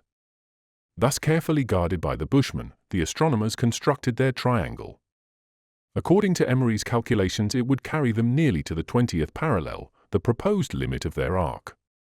A few more triangles on the other side of Lake Ngami would complete their 8th degree. To verify the calculations, a new base would subsequently be measured directly on the ground, and the great enterprise would be ended.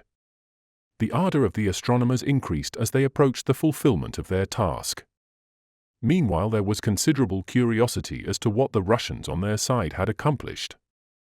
For 6 months the members of the commission had been separated, and it seemed probable to the English that the Russians had not suffered so much from heat and thirst, since their course had lain nearer Livingstone's route, and therefore in less arid regions.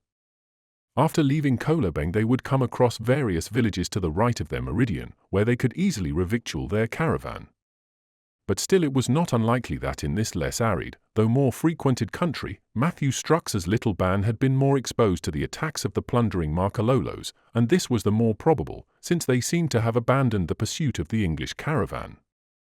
Although the colonel, ever engrossed, had no thought to bestow on these things, Sir John and Emery had often discussed the doings of their former comrades. They wondered whether they would come across them again, and whether they would find that they had obtained the same mathematical result as themselves, and whether the two computations of a degree in South Africa would be identical.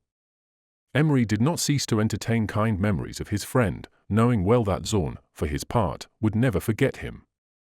The measurement of the angles was now resumed. To obtain the angle at the station they now occupied, they had to observe 2 points of sight. One of these was formed by the conical summit of Mount Scorzef, and the other by a sharp peak 3 or 4 miles to the left of the meridian, whose direction was easily obtained by one of the telescopes of the repeating circle. Mount Scorzef was much more distant. Its position would compel the observers to diverge considerably to the right of the meridian, but on examination they found they had no other choice.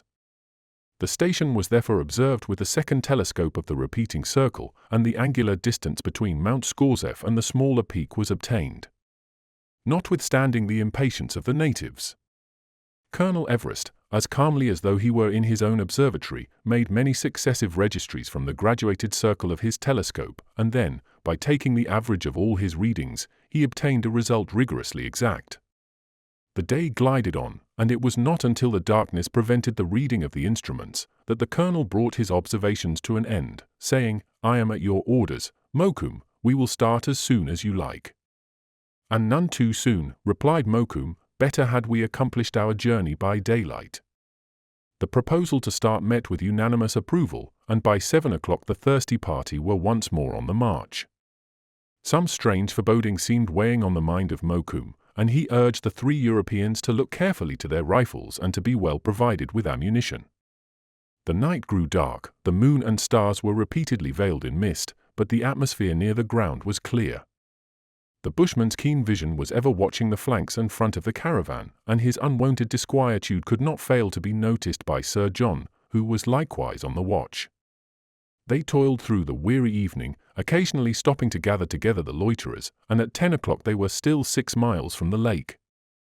The animals gasped for breath in an atmosphere so dry that the hygrometer could not have detected a trace of moisture. Mokoum was indefatigable in his endeavors to keep the disorganized party close together, but, in spite of his remonstrances, the caravan no longer presented a compact nucleus. Men and beasts stretched out into a long file, and some oxen had sunk exhausted to the ground. The dismounted horsemen could hardly drag themselves along, and any stragglers could have been easily carried off by the smallest band of natives. Mokoum went in evident anxiety from one to another, and with word and gestures tried to rally the troop, but his success was far from complete, and already, without his knowledge, some of his men were missing. By 11 o'clock the foremost wagons were hardly more than 3 miles from their destination. In the gloom of night Mount Scorzef stood out distinctly in its solitary height, like an enormous pyramid, and the obscurity made its dimensions appear greater than they actually were. Unless Mokoum were mistaken, Lake Ngami lay just behind Mount Scorzef, so that the caravan must pass round its base in order to reach the tract of fresh water by the shortest route. The Bushmen, in company with the 3 Europeans, took the lead, and prepared to turn to the left, when suddenly some distinct, though distant reports, arrested their attention. They reined in their horses, and listened with a natural anxiety. In a country where the natives use only lances and arrows, the report of European firearms was rather startling. The Colonel and Sir John simultaneously asked the Bushmen from whence the sound could proceed.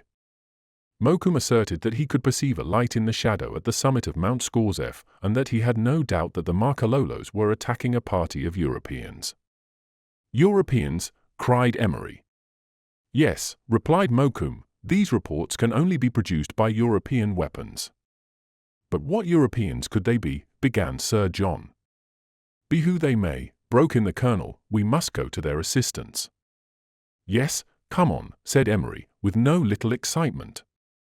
Before setting off for the mountain, Mokoum, for the last time, tried to rally the small band. But when the Bushmen turned round, the caravan was dispersed, the horses unyoked, the wagons forsaken, and a few scattered shadows were flying along the plain towards the south. "The cowards," he cried, then turning to the English, he said, "Well, we must go on." The Englishmen and the Bushmen, gathering up all the remaining strength of their horses, darted on to the north.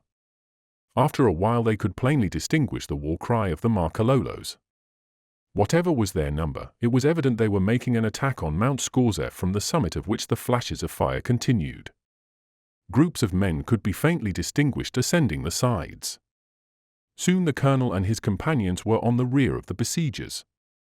Abandoning their worn-out steeds, and shouting loud enough to be heard by the besieged, they fired at the mass of natives. The rapidity with which they reloaded caused the Makalolos to imagine themselves assailed by a large troop. The sudden attack surprised them, and, letting fly a shower of arrows and assegais, they retreated. Without losing a moment, the Colonel, Sir John, Emery, the Bushmen, and the sailors, never desisting from firing, darted among the group of natives, of whose bodies no less than 15 soon strewed the ground.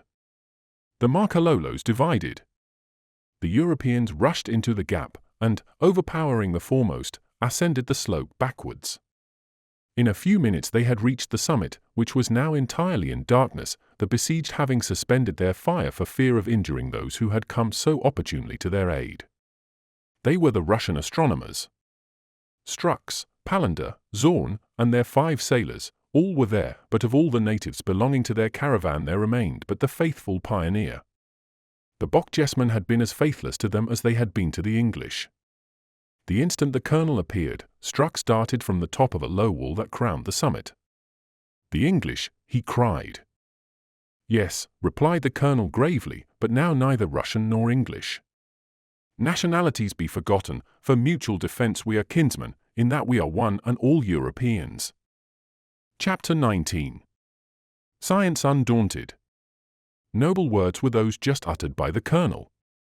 In the face of the Makalolos it was no time for hesitation or discussion, and English and Russians, forgetting their national quarrel, were now reunited for mutual defense more firmly than ever. Emery and Zorn had warmly greeted each other, and the others had sealed their new alliance with a grasp of the hand. The first care of the English was to quench their thirst. Water, drawn from the lake, was plentiful in the Russian camp. Then, as soon as the Makalolos were quiet enough to afford some respite, the astronomers, sheltered by a sort of casemate forming part of a deserted fortress, talked of all that had happened since their separation at Kolobeng. It appeared that the same reason had brought the Russians so far to the left of their meridian as had caused the English to turn to the right of theirs. Mount Scorzef, halfway between the 2 arcs, was the only height in that district which would serve as a station on the banks of Lake Ngami. Each of the meridians crossed the lake, whose opposite shores it was necessary to unite trigonometrically by a large triangle. Naturally, therefore, the two rival expeditions met on the only mountain which could serve their purpose. Matthew Strux then gave some details of his operations. After leaving Kolobeng, the Russian party had continued without irregularity. The old meridian, which had fallen by lot to the Russians, fell across a fertile and slightly undulated country, which offered every facility for the formation of the triangles. Like the English, they had suffered from the heat, but they had experienced no hardship from the want of water. Streams were abundant and kept up a wholesome moisture. The horses and oxen had roamed over an immense pasturage, across verdant prairies broken by forests and underwood. The wild animals by night had been safely kept at a distance by sentinels and fires, nor had any natives been seen except those stationary in the villages in which Dr. Livingstone had always found a hospitable reception.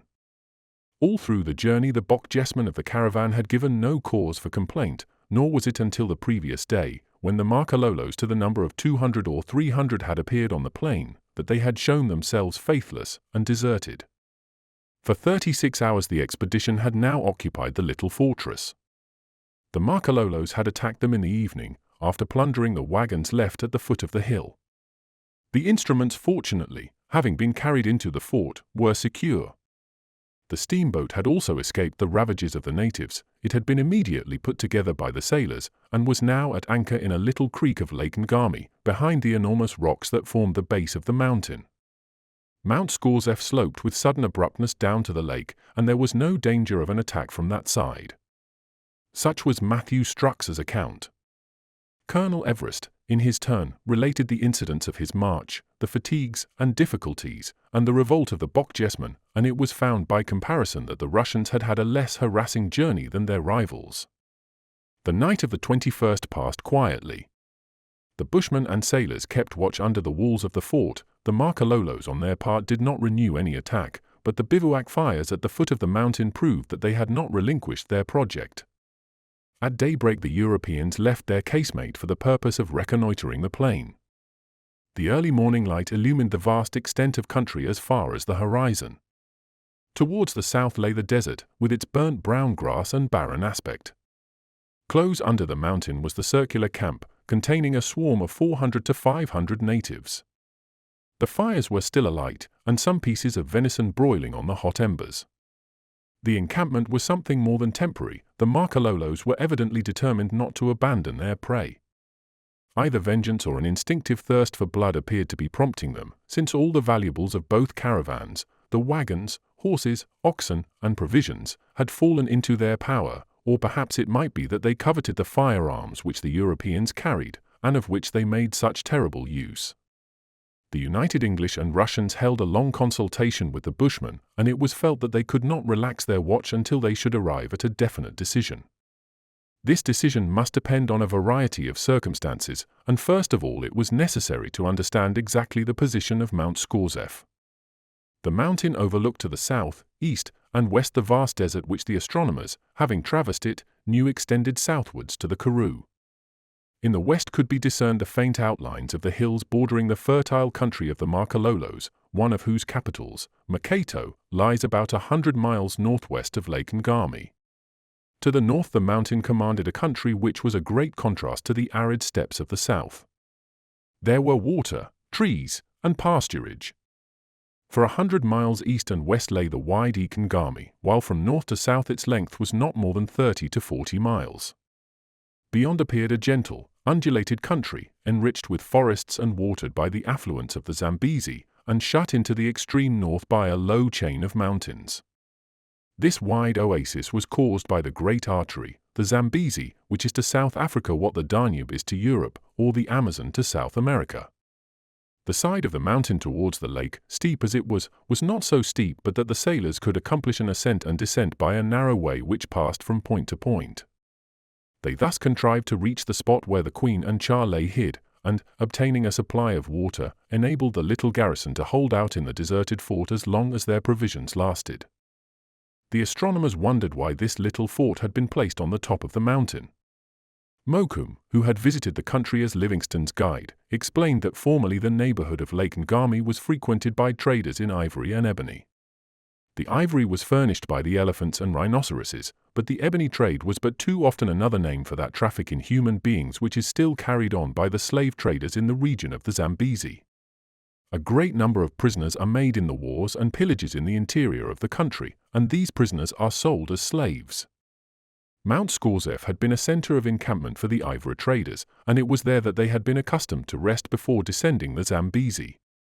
They had fortified their position to protect themselves and their slaves from depredations, since it was not an uncommon occurrence for the prisoners to be recaptured for fresh sale by the very men who had recently sold them. The route of the traders was now changed, they no longer passed the shores of the lake, and the little fort was falling into ruins. All that remained was an enclosure in the form of the sector of a circle, from the center of which rose a small casemated redoubt, pierced with loopholes, and surmounted by a small wooden turret.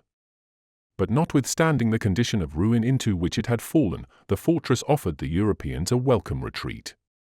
Behind the thick sandstone walls, and armed with their rapidly loading guns, they were confident that they could keep back an army of Marcololos, and, unless their provisions and ammunition failed, they would be able to complete their observations. At present they had plenty of ammunition. The coffer in which it was contained had been placed on the same wagon which carried the steamboat, and had therefore escaped the rapacity of the natives. The great difficulty would be the possible failure of provisions. The colonel and Strux made a careful inspection of the store, and found that there was only enough to last the 18 men for 2 days. After a short breakfast, the astronomers and the bushmen, leaving the sailors still to keep watch round the walls, assembled in the redoubt to discuss their situation. "I cannot understand," said Mokoum, "why you are so uneasy. You say that we have only provisions for 2 days, but why stay here? Let us leave tomorrow, or even today. The Marcololos need not hinder us, they could not cross the lake, and in the steamboat we may reach the northern shore in a few hours." The astronomers looked at each other. The idea, natural as it was, had not struck them before. Sir John was the first to speak. "But we have not yet completed the measurement of our meridian." "Will the Marcololos have any regard for your meridian?" he asked the hunter. "Very likely not," answered Sir John, "but we have a regard for it, and will not leave our undertaking incomplete. I am sure my colleagues agree with me." "Yes," said the colonel, speaking for all, "as long as one of us survives, and is able to put his eye to his telescope, the survey shall go on. If necessary, we will take our observations with our instrument in one hand and our gun in the other, even to the last extremity." The energetic philosophers shouted out their resolution to proceed at every hazard. When it was thus decided that the survey should at all risks be continued, the question arose as to the choice of the next station. "Although there will be a difficulty," said Strux, "in joining Mount Scorzef trigonometrically to a station to the north of the lake, it is not impracticable. I have fixed on a peak in the extreme northeast, so that the side of the triangle will cross the lake obliquely." "Well," said the colonel, "if the peak exists, I do not see any difficulty." "The only difficulty," replied Strux, "consists in the distance." "What is the distance?" "Over 100 miles, and a lighted signal must be carried to the top of the peak." "Assuredly that can be done," said the colonel. "And all that time, how are we to defend ourselves against the Marcololos?" asked the bushman. "We will manage that too." Mokoum said that he would obey the colonel's orders, and the conversation ended. The whole party left the casemate, and Strux pointed out the peak he had chosen. It was the conical peak of Volquiria, 300 feet high, and just visible in the horizon. Notwithstanding the distance, a powerful reflector could thence be discerned by means of a magnifying telescope, and the curvature of the Earth's surface, which Strux had taken into account, would not be any obstacle. The real difficulty was how the lamp should be hoisted to the top of the mountain. The angle made at Mount Scorzef with Mount Volquiria and the preceding station would probably complete the measurement of the meridian, so that the operation was all-important. Zorn and Emery offered to take this journey of 100 miles in an unknown country, and, accompanied by the pioneer, prepared to start. One of the canoes of birch bark, which are manufactured by the natives with great dexterity, would be sufficient to carry them over the lake. Mokoum and the pioneer descended to the shore, where were growing some dwarf birches, and in a very short time had accomplished their task, and prepared the canoe. At 8 o'clock in the evening the newly constructed craft was loaded with instruments, the apparatus for the reverberator, provisions, arms, and ammunition. It was arranged that the astronomers should meet again in a small creek known to both Mokoum and the pioneer. It was also agreed that as soon as the reverberator on Mount Volquiria should be perceived, Colonel Everest should light a signal on Mount Scorzef so that Emery and Zorn, in their turn, might take the direction. The young men took leave of their colleagues and descended the mountain in the obscurity of night, having been preceded by the pioneer and 2 sailors, 1 English and 1 Russian. The mooring was loosened, and the frail boat turned quietly across the lake. Chapter 20. Standing a Siege. Not without anxiety had the astronomers witnessed the departure of their young colleagues. They could not tell what dangers awaited them in that unknown country. Mokoum tried to reassure them by praising the courage of the pioneer, and besides, he said, the Marcololos were too much occupied around Mount Scorzef to beat the country to the north of Lake Ngami. He instinctively felt that the colonel and his party were in a more dangerous position than the 2 young astronomers. The sailors and Mokoum kept watch in turns through the night. But the reptiles, as the Bushmen termed the Marcololos, did not venture another attack. They seemed to be waiting for reinforcements in order to invade the mountain from all sides and overcome by their numbers the resistance of the besieged. The hunter was not mistaken in his conjectures, and when daylight appeared, Colonel Everest perceived a sensible increase in the number of the natives. Their camp, carefully arranged round the base of the mountain, shut off escape on every side except that towards the lake. This side could not be invested, so that unless unforeseen circumstances occurred, retreat to the water was always practicable. But the Europeans had no thought of escaping. They occupied a post of honor, and were all agreed that it must not be abandoned. No allusion was ever made to the war between England and Russia, and both parties strove together to accomplish their scientific labor. The interval of waiting for the signal on Mount Volquiria was employed in completing the measurement of the preceding triangle and in finding the exact latitude of Mount Scorzef by means of the altitudes of the stars. Mokoum was called upon to say what would be the shortest possible space of time that must elapse before Emery and Zorn could reach Mount Volquiria. He replied that as the journey was to be performed on foot, and the country was continually crossed by rivers, he did not think that they could arrive in less than 5 days at least. They therefore adopted a maximum of 6 days, and portioned out their supplies to serve for that period. Their reserve was very limited, consisting only of a few pounds of biscuit, preserved meat, and pemmican, and had already been diminished by the portion furnished to the pioneer's little troop. Colonel Everest and his companions, anxiously anticipating the 6th day, decided that the daily ration must be reduced to 1/3 of their previous allowance. The 13 men would doubtless suffer much from this small amount of nourishment, but there was an unflinching determination to bear up bravely. Besides, said Sir John, we have room enough to hunt. Mokoum shook his head doubtfully. He thought that game would be rare on the mountain. However, his gun need not be idle, and leaving the astronomers to examine and correct their registers, he set off with Sir John. The Marcololos were quietly encamped, and apparently patient in their intention of reducing the besieged by famine. The 2 hunters reconnoitered the mountain. The fort occupied a space of ground measuring not more than 1/4 of a mile in its widest part. The soil was covered with flints and grass, dotted here and there with low shrubs, and bright with gladioli. Red heaths, silver-leaved protease, and ericae with wavy fronds, formed the flora of the mountain, and beneath the angles formed by the projections of rock sprung up thorny bushes 10 feet high, with bunches of a sweet-smelling white flower.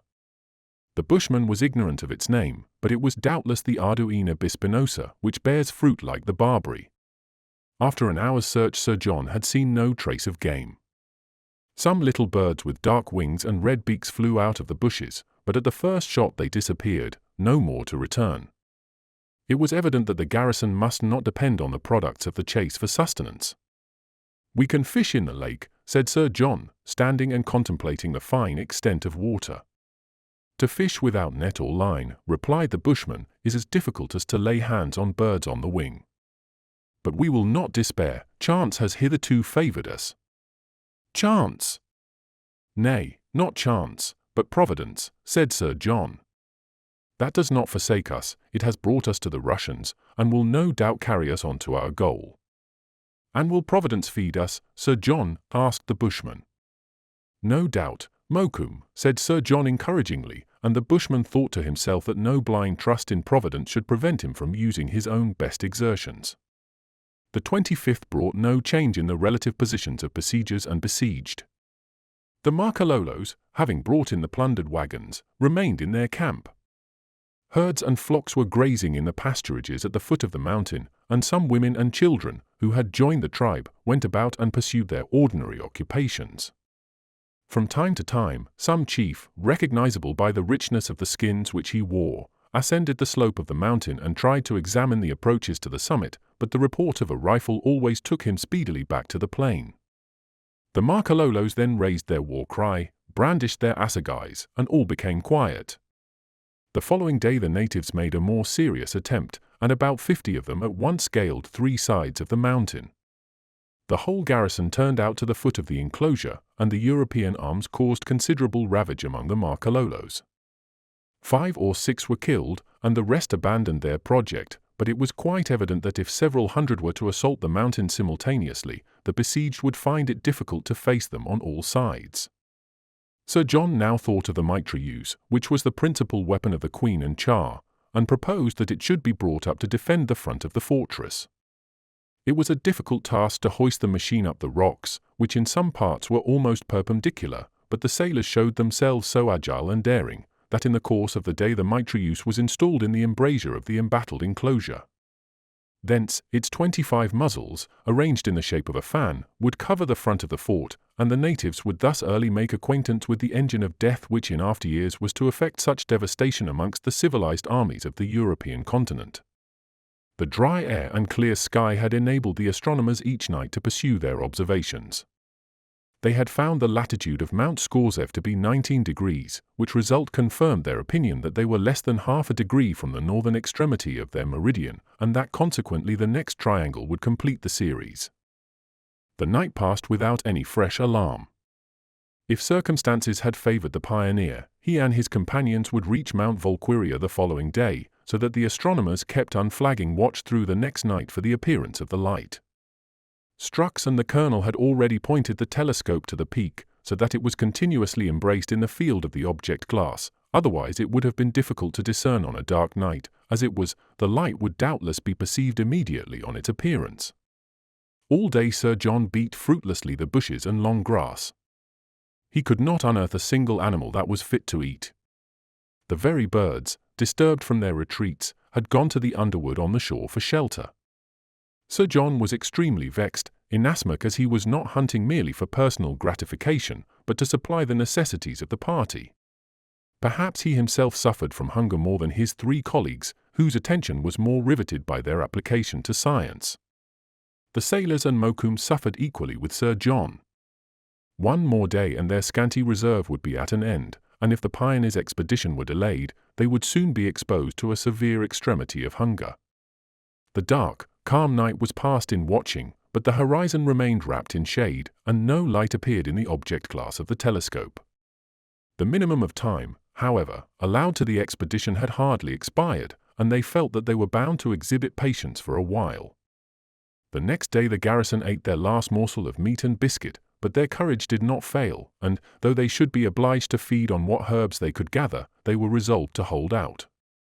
The succeeding night passed without any result. More than once the astronomers believed that they had seen the light, but it was always proved to be a star in the misty horizon. On the 1st of March they were compelled absolutely to fast.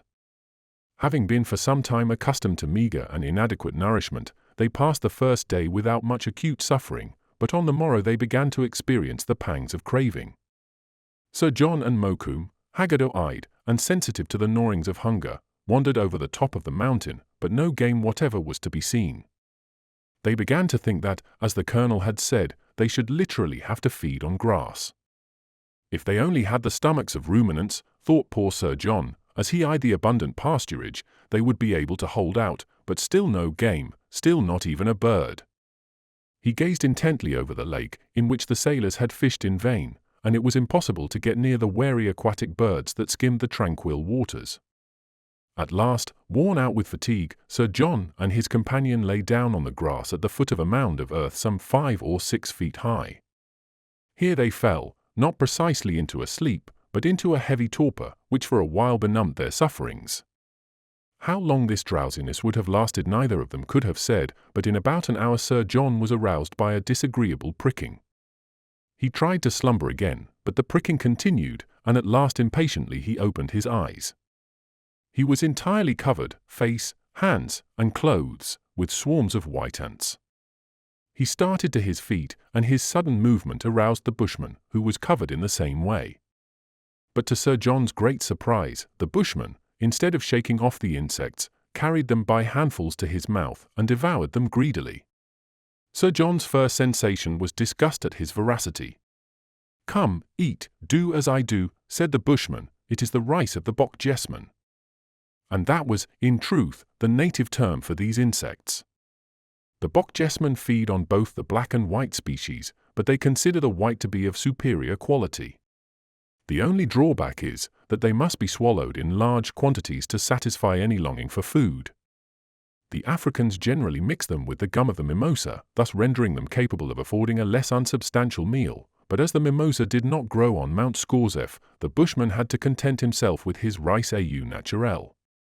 Sir John, in spite of his repugnance, resolved to imitate him. The insects poured forth by thousands from their enormous ant hill, which was none other than the mound of earth by which the weary sufferers had reclined. Sir John took them by handfuls, and carried them to his lips. He did not dislike the flavour, which was a grateful acid, and gradually he felt his hunger moderated. Mokoum did not forget his companions in misfortune. He ran to the fort, and brought out the garrison. The sailors were without difficulty induced to attack the singular food, and although the astronomers hesitated a moment, yet, encouraged by Sir John's example, and half dead with inanition, they soon at least assuaged the intenseness of their hunger by devouring considerable quantities of these ants. But an unexpected incident procured for the starving men a more solid meal. In order to lay in a provision of the insects, Mokoum resolved to destroy one side of the enormous ant hill. It consisted of a central conical mound, with smaller cones arranged at intervals round its base. The hunter had already made several blows with his hatchet, when a singular grunting sound from the center attracted his attention. He paused in his work of destruction, and listened, while his companions watched him in silence. He struck a few more blows, and the groan was repeated more audibly than before. The bushman rubbed his hands, whilst his eyes evidently sparkled. Once more attacking the ant hill, he opened a cavity about a foot wide. The ants were escaping on every side, but of them he took no heed, leaving the sailors to collect them in sacks. All at once a strange animal appeared at the mouth of the hole. It was a quadruped with a long snout, small mouth, and flexible tongue, which protruded to a great length. Its ears were straight, its legs short, and its tail long and pointed. Long grey bristles with a reddish tinge covered its lank body, and its feet were armed with enormous claws. Mokoum killed it at once with a sharp blow on the snout. "There is our supper," he said. "It has been some time coming, but it will not taste the worse for that.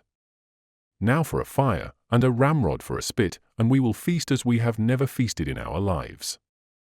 The bushman speedily began to skin the animal, which was a species of octeropus or anteater, very common in South Africa, and known to the Dutch at the Cape under the name of fwerthpig. Swarms of ants are devoured by this creature, which catches them by means of its long glutinous tongue. The meal was soon cooked. Perhaps it would have been better for a few more turns of the spit, but the hungry men were impatient. The firm, wholesome flesh was declared to be excellent, although slightly impregnated with the acid of the ants. After the repast the Europeans felt reinvigorated, and animated with more steadfast purpose to persevere, and in truth there was need of encouragement. All through the following night no light appeared on Mount Volquiria. Chapter 21. Suspense. It was now the 9th day since Zoran and Emery had started on their expedition. Their colleagues, detained on the summit of Mount Scorzef, began to give way to the fear that they had fallen into some irretrievable misfortune. They were all well aware that the young astronomers would omit nothing that lay in their power to ensure the success of their enterprise, and they dreaded lest their courageous spirit should have exposed them to danger, or betrayed them into the hands of the wandering tribes. They waited always impatiently for the moment when the sun sank behind the horizon, that they might begin their nightly watch, and then all their hopes seemed concentrated on the field of their telescope.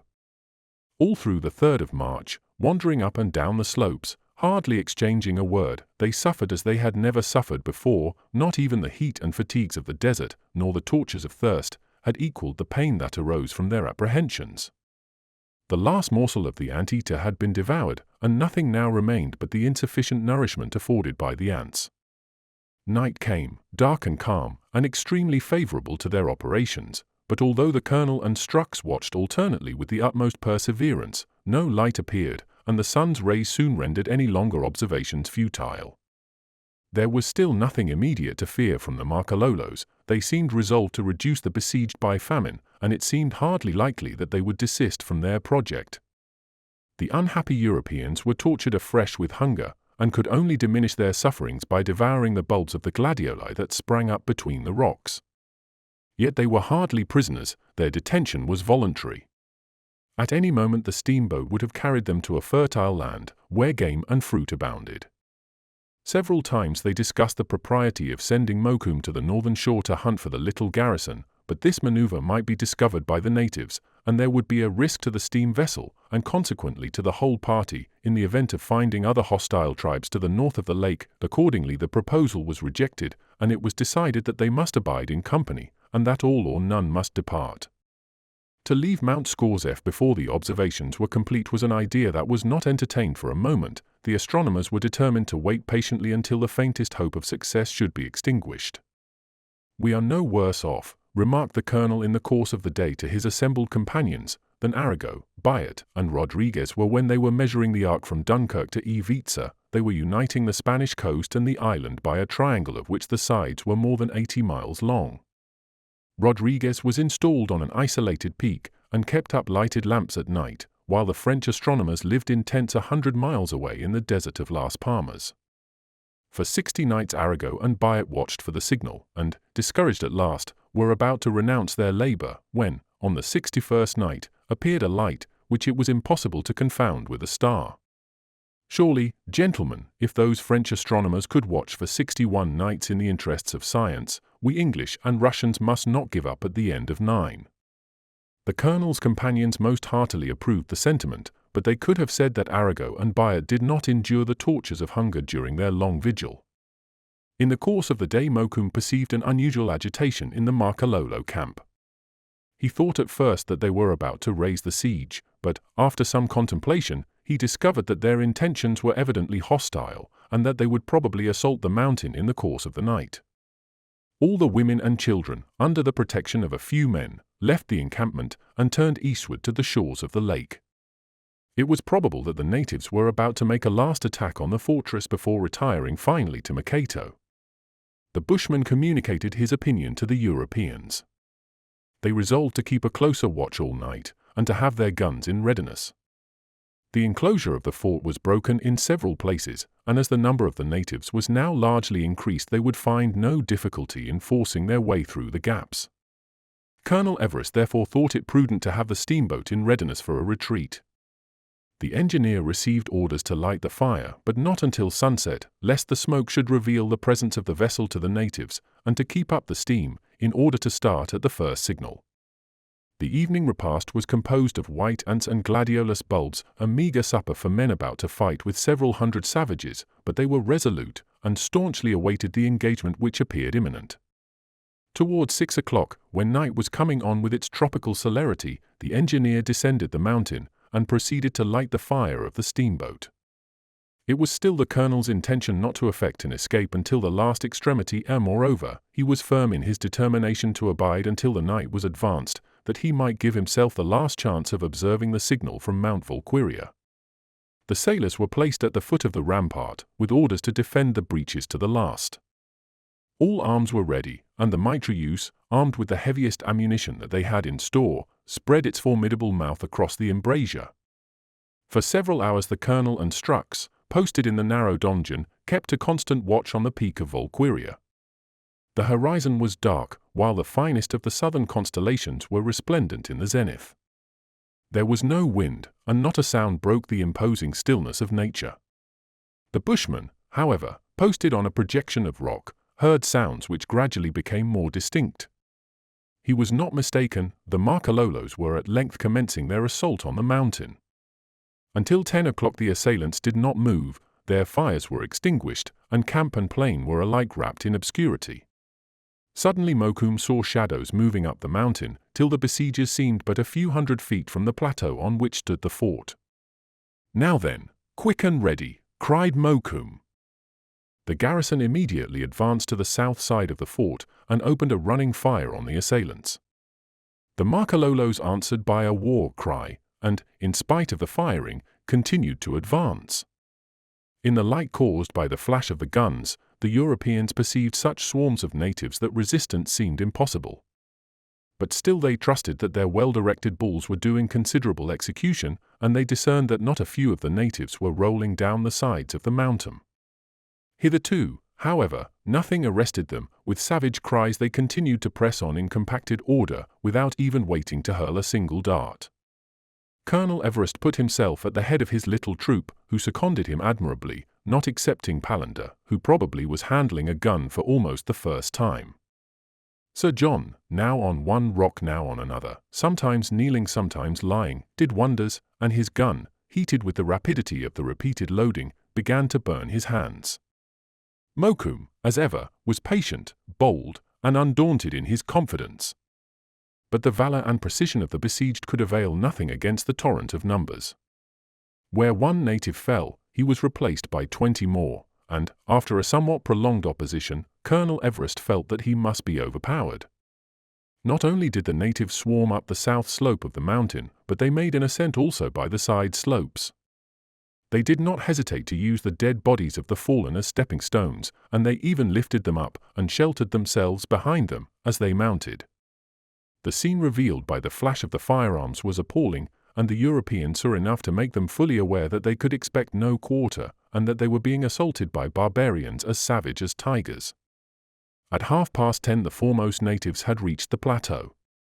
The besieged, who were still uninjured, the natives not yet having employed their arrows and assegais, were thoroughly conscious they were impotent to carry on a combat hand to hand.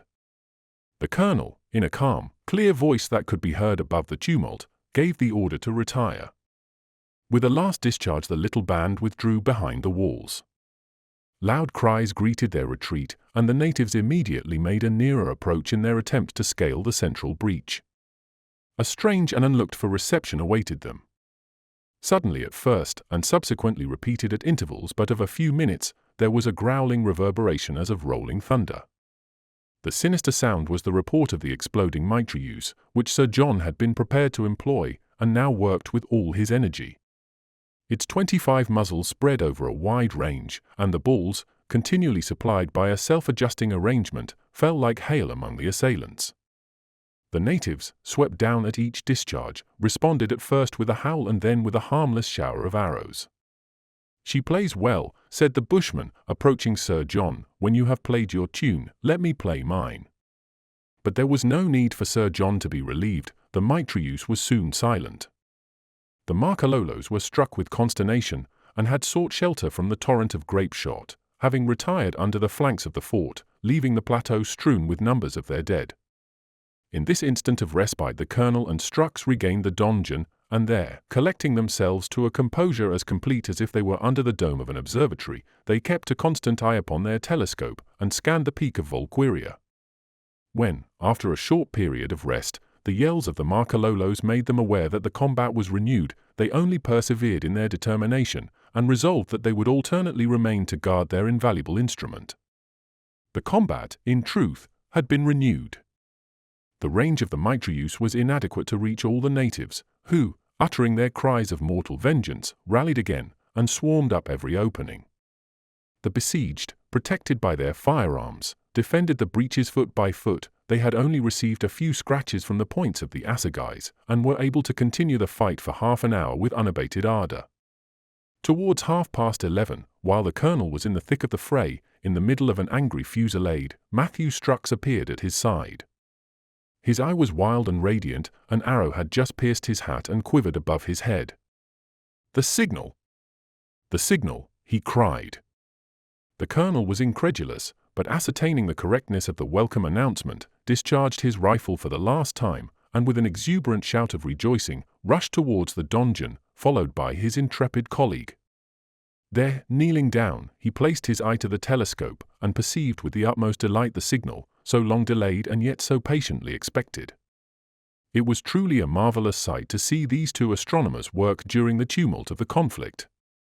The natives had by their numbers forced the enclosure, and Sir John and the Bushmen were contending for every step.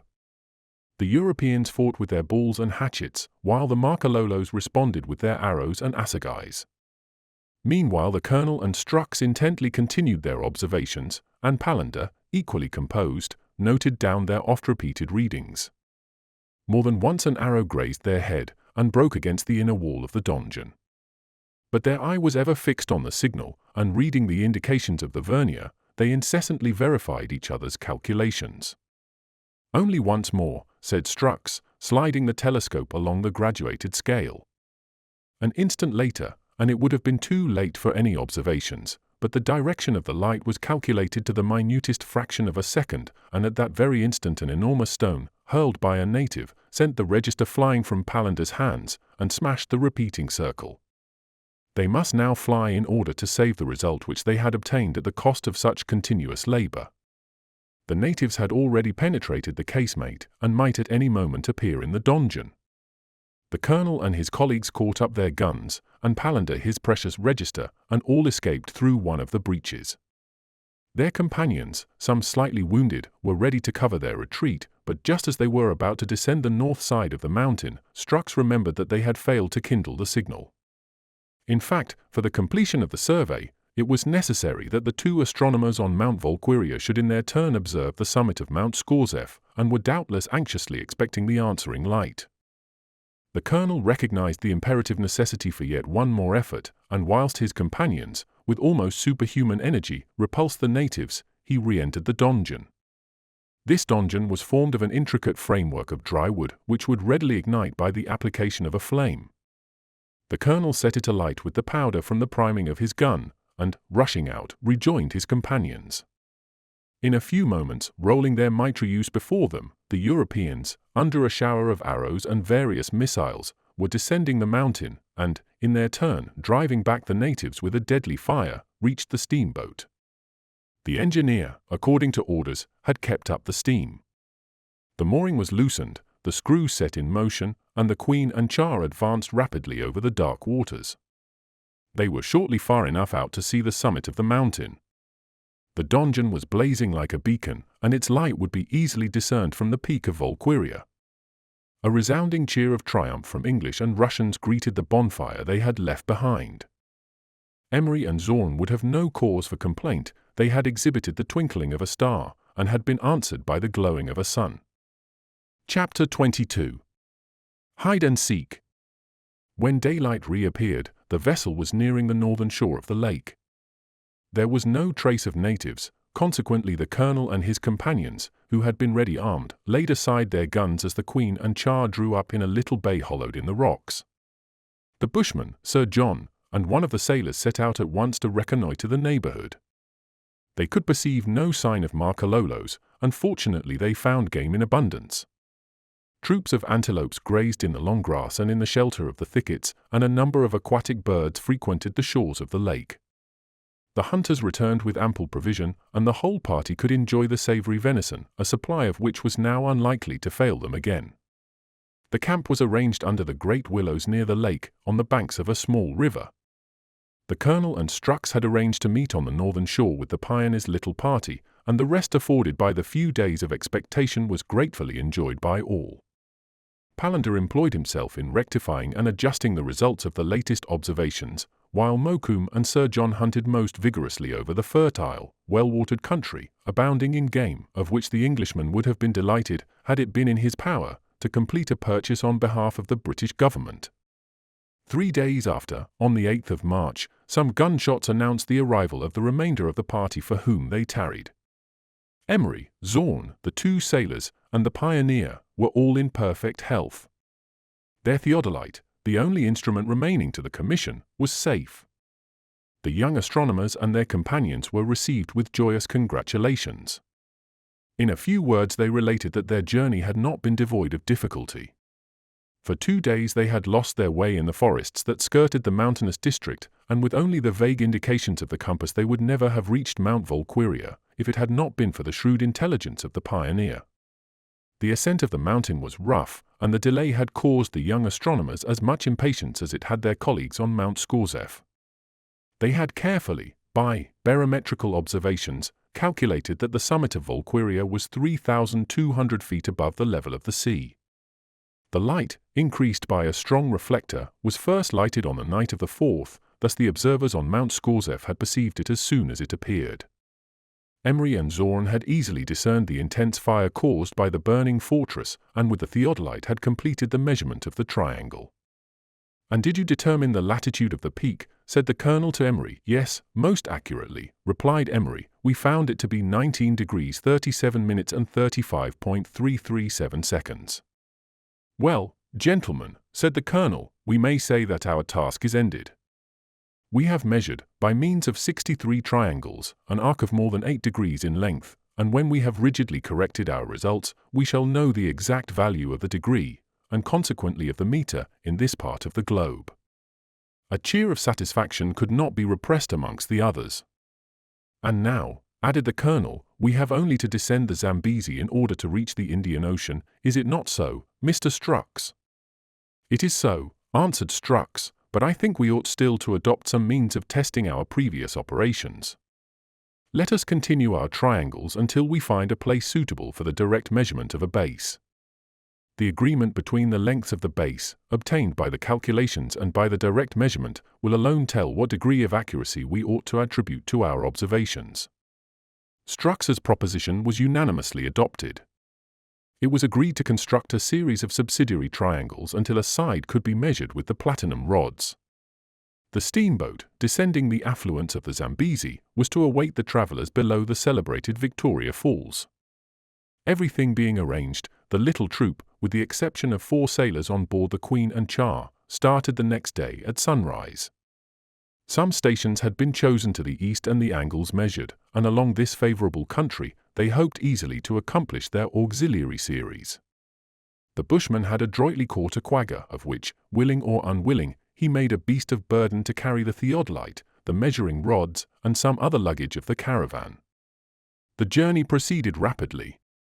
The undulated country afforded many points of sight for the small accessory triangles. The weather was fine, and it was not needful to have recourse to nocturnal observations. The travelers could nearly always find shelter in the woods, and, besides, the heat was not insufferable, since some vapors arose from the pools and streams which tempered the sun's rays. Every want was supplied by the hunters, and there was no longer anything to be feared from the natives, who seemed to be more to the south of Lake Ngami. Matthew Strux and the colonel seemed to have forgotten all their personal rivalry, and although there was no close intimacy between them, they were on the most perfect terms of courtesy. Day after day, during a period of 3 weeks, the observation steadily proceeded. For the measurement of a base the astronomers required a tract of land that should be level for several miles, and the very undulations of the soil that were desirable for the establishment of the points of sight were unfavorable for that observation. They proceeded to the northeast, sometimes following the right bank of the Nobi, one of the principal tributaries of the upper Zambesi, in order to avoid Makato, the chief settlement of the Makalolos. They had now every reason to anticipate that their return would be happily accomplished, and that no further natural obstacle would occur, and they hoped that their difficulties were all at an end. The country which they were traversing was comparatively well known, and they could not be far from the villages of the Zambesi which Livingstone had lately visited. They thus thought with reason that all the most arduous part of their task was over, when an incident, of which the consequences might have been serious, almost compromised the result of the whole expedition. Nicholas Palander was the hero, or rather was nearly being the victim, of the adventure. The intrepid but thoughtless calculator, unwarned by his escape from the crocodiles, had still the habit of withdrawing himself from his companions.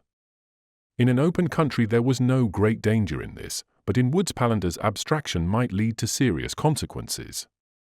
Strux and the bushman gave him many warnings, and Palander, though much astonished at what he considered an excess of prudence, promised to conform to their wishes. On the 27th, some hours had passed since Strux and Mokoum had seen anything of Palander. The little troop were traveling through thickets of low trees and shrubs, extending as far as the horizon. It was important to keep together, as it would be difficult to discover the track of anyone lost in the wood.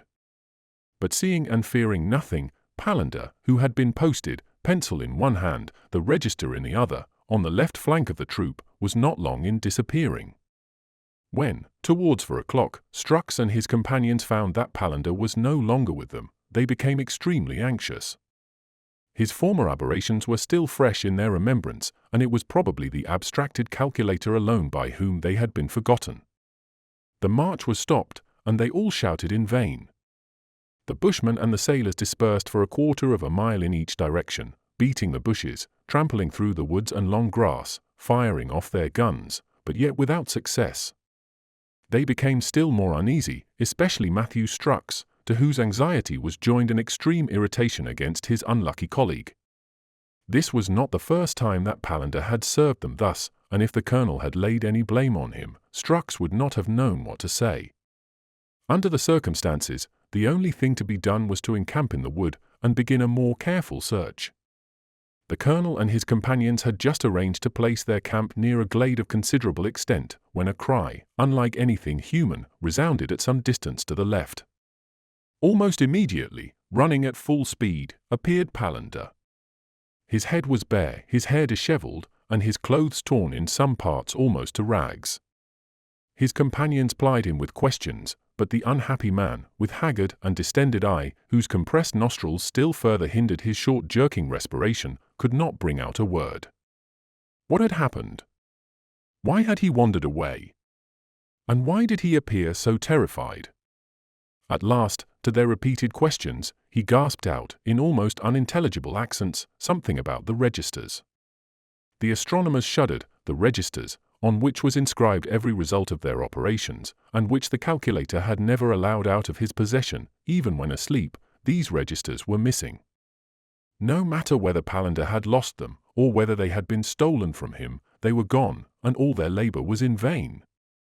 While his companions, mutely terrified, only looked at each other, Matthew Strux could no longer restrain his anger. He burst forth into all manner of invective against the miserable man, threatening him with the displeasure of the Russian government, and adding that if he did not suffer under the knout he should linger out his life in Siberia. To all this Palander answered but by a movement of the head. He seemed to acquiesce in all these condemnations, and even thought the judgment would be too lenient. But perhaps he has been robbed, said the colonel at last. What matters? Cried Strux, beside himself. What business had he so far away from us, after our continual warning? True, replied Sir John, but we ought to know whether he has lost the registers or been robbed of them. Has any one robbed you, Palander? Continued he, turning to the poor man, who had sunk down with fatigue. Palander made a sign of affirmation. Who? Continued Sir John. Natives? Marcalolos? Palander shook his head. Well, then, Europeans? Asked Sir John. No, answered Palander in a stifled voice. Who then? Shouted Strux, shaking his clenched fists in Palander's face. They were neither natives, nor white men, but monkeys, stammered out Palander at last. It was a fact that the unhappy man had been robbed by a monkey, and if the consequences of the incident had been less serious, the whole party would have broken out into laughter. Mokoum explained that what had just happened was of frequent occurrence. Many times, to his knowledge, had travellers been rifled by these pig-headed chacmas, a species of baboon very common in South African forests. The calculator had been plundered by these animals, though not without a struggle, as his ragged garments testified. Still, in the judgment of his companions, there was no excuse to be made. If he had remained in his proper place, this irreparable loss would not have occurred. We did not take the trouble, began Colonel Everest, to measure an arc of meridian in South Africa for a blunderer like you. He did not finish his sentence, conscious that it was useless to continue to abuse the unhappy man, whom Strux had not ceased to load with every variety of vituperation. The Europeans were, without exception, quite overpowered by emotion, but Mokoum, who was less sensitive to the importance of the loss, retained his self-possession. Perhaps even yet, he said, something may be done to assist you in your perplexity. These chacmas are always careful of their stolen goods, and if we find the robber we shall find the registers with him. But time is precious, and none must be lost. The bushman had opened a ray of hope. Palander revived at the suggestion. He arranged his tattered clothes as best he could, and having accepted the jacket of one sailor and the hat of another, declared himself ready to lead his companions to the scene of his adventure. They all started off towards the west, and passed the night and the ensuing day without any favorable result.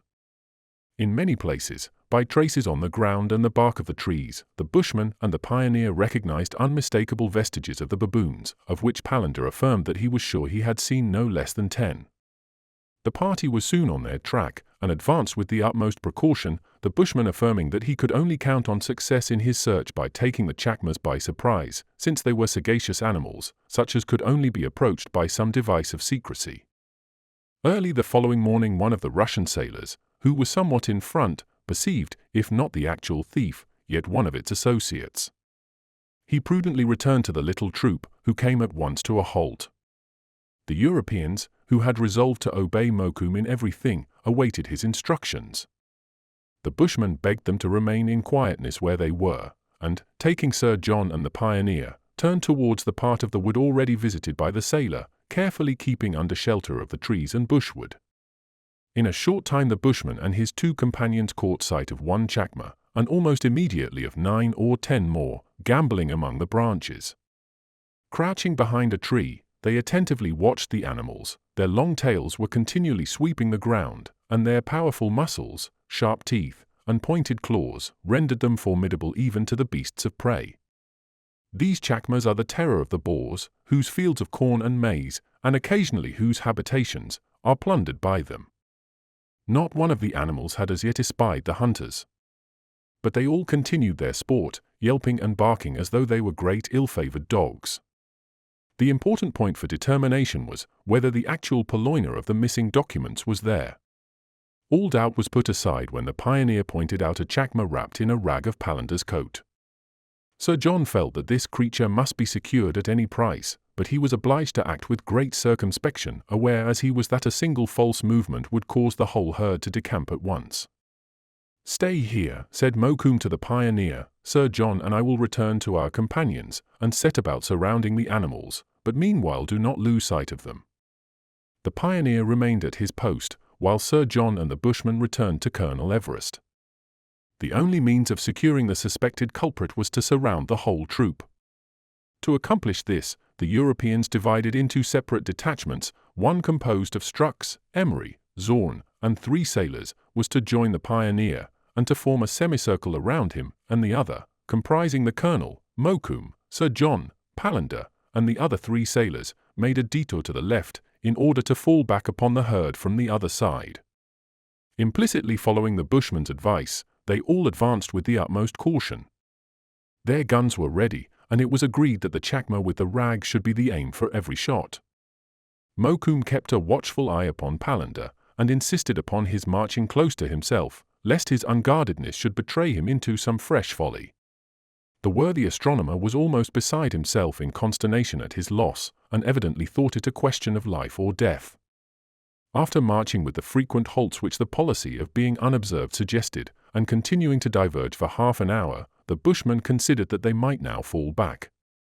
He and his companions, each about 20 paces apart, advanced like a troop of pawnees on a war of trail, without a word or gesture, avoiding even the least rustling in the branches. Suddenly the bushman stopped, the rest instantly followed his example, and standing with their finger on the lock of their guns, were ready to raise them to their shoulder. The band of chacmas was in sight. They were already sensible of some danger, and seemed on the lookout. The great animal which had stolen the registers had, to their fancy, an appearance of being especially agitated. It had been already recognized by Palander, who muttered something like an imprecation between his teeth. The chacma looked as if it was making signs to its companions. Some females, with their young ones on their shoulders, had collected in a group, and the males went to and fro around them. The hunters still drew on, one and all keeping a steady eye direct towards the ostensible thief. All at once, by an involuntary movement, Palander's gun went off in his hands. Sir John broke out into an exclamation of disgust, and instantly afterwards fired. 10 reports followed, 3 chacmas lay dead on the ground, and the rest, with a prodigious bound, passed over the hunters' heads. The robber baboon alone remained. It darted at the trunk of a sycamore, which it climbed with an amazing agility, and disappeared among the branches. The bushman, having keenly surveyed the spot, asserted that the registers were there concealed, and fearing lest the chacma should escape across the trees, he calmly aimed and fired. The animal, wounded in the leg, fell from branch to branch. In one of its foreclaws it was seen to clutch the registers, which it had taken from a fork of the tree. At the sight, Palander, with a leap like a chamois, darted at the chacma, and a tremendous struggle ensued. The cries of both man and beast mingled in harsh and discordant strain, and the hunters dared not take aim at the chacma for fear of wounding their comrade. Strux, beside himself with rage, shouted again and again that they should fire, and in his furious agitation he would probably have done so, if it had not been that he was accidentally without a cartridge for his gun, which had been already discharged. The combat continued. Sometimes Palander, sometimes the chacma, was uppermost. The astronomer, his shoulders lacerated by the creature's claws, tried to strangle his adversary. At last the bushman, seizing a favorable moment, made a sudden dash, and killed the ape with one blow of his hatchet. Nicholas Palander, bleeding, exhausted, and insensible, was picked up by his colleagues. In his last effort he had recaptured his registers, which he was found unconsciously grasping to his bosom. The carcass of the chacma was conveyed with glee to the camp. At the evening repast it furnished a delicious meal to the hunters. To all of them, but especially to Palander, not only had the excitement of the chase quickened their appetite for the palatable dish, but the relish was heightened by the gratifying knowledge that vengeance was satisfied. Chapter 23. Homeward Bound. Palander's wounds were not serious. The bushman dressed the contused limbs with herbs, and the worthy astronomer, sustained by his triumph, was soon able to travel. Any exuberance on his part, however, was of short duration, and he quickly became again engrossed in his world of figures. He only now retained one of the registers, because it had been thought prudent that Emery should take possession of the other. Under the circumstances, Palander made the surrender with entire good humor. The operation of seeking a plane suitable for a base was now resumed. On the 1st of April the march was somewhat retarded by wide marshes. To these succeeded numerous pools, whose waters spread a pestilential odor, but, by forming larger triangles, Colonel Everest and his companions soon escaped the unhealthy region. The whole party were in excellent spirits. Zorn and Emery often congratulated themselves on the apparent concord that existed between their chiefs. Zorn one day expressed his hope to his friend that when they returned to Europe they would find that peace had been concluded between England and Russia, so that they might remain as good friends as they had been in Africa. Emery replied that he acquiesced entirely in the hope. In days when war is seldom long protracted they might be sanguine all would be terminated by the date of their return. Zorn had already understood from Emery that it was not his intention to return immediately to the Cape, and expressed his hope that he might introduce him to the observatory at Kew. This proposal Emery expressed his desire to embrace, and added that he should indulge the expectation that Zorn would at some future time visit the Cape. With these mutual assignations they made their plans for future astronomical researches, ever reiterating their hopes that the war would be at an end. Anyhow, observed Emery, Russia and England will be at peace before the Colonel and Strux. I have no trust in any reconciliation of theirs. For themselves, they could only repeat their pledges of mutual goodwill.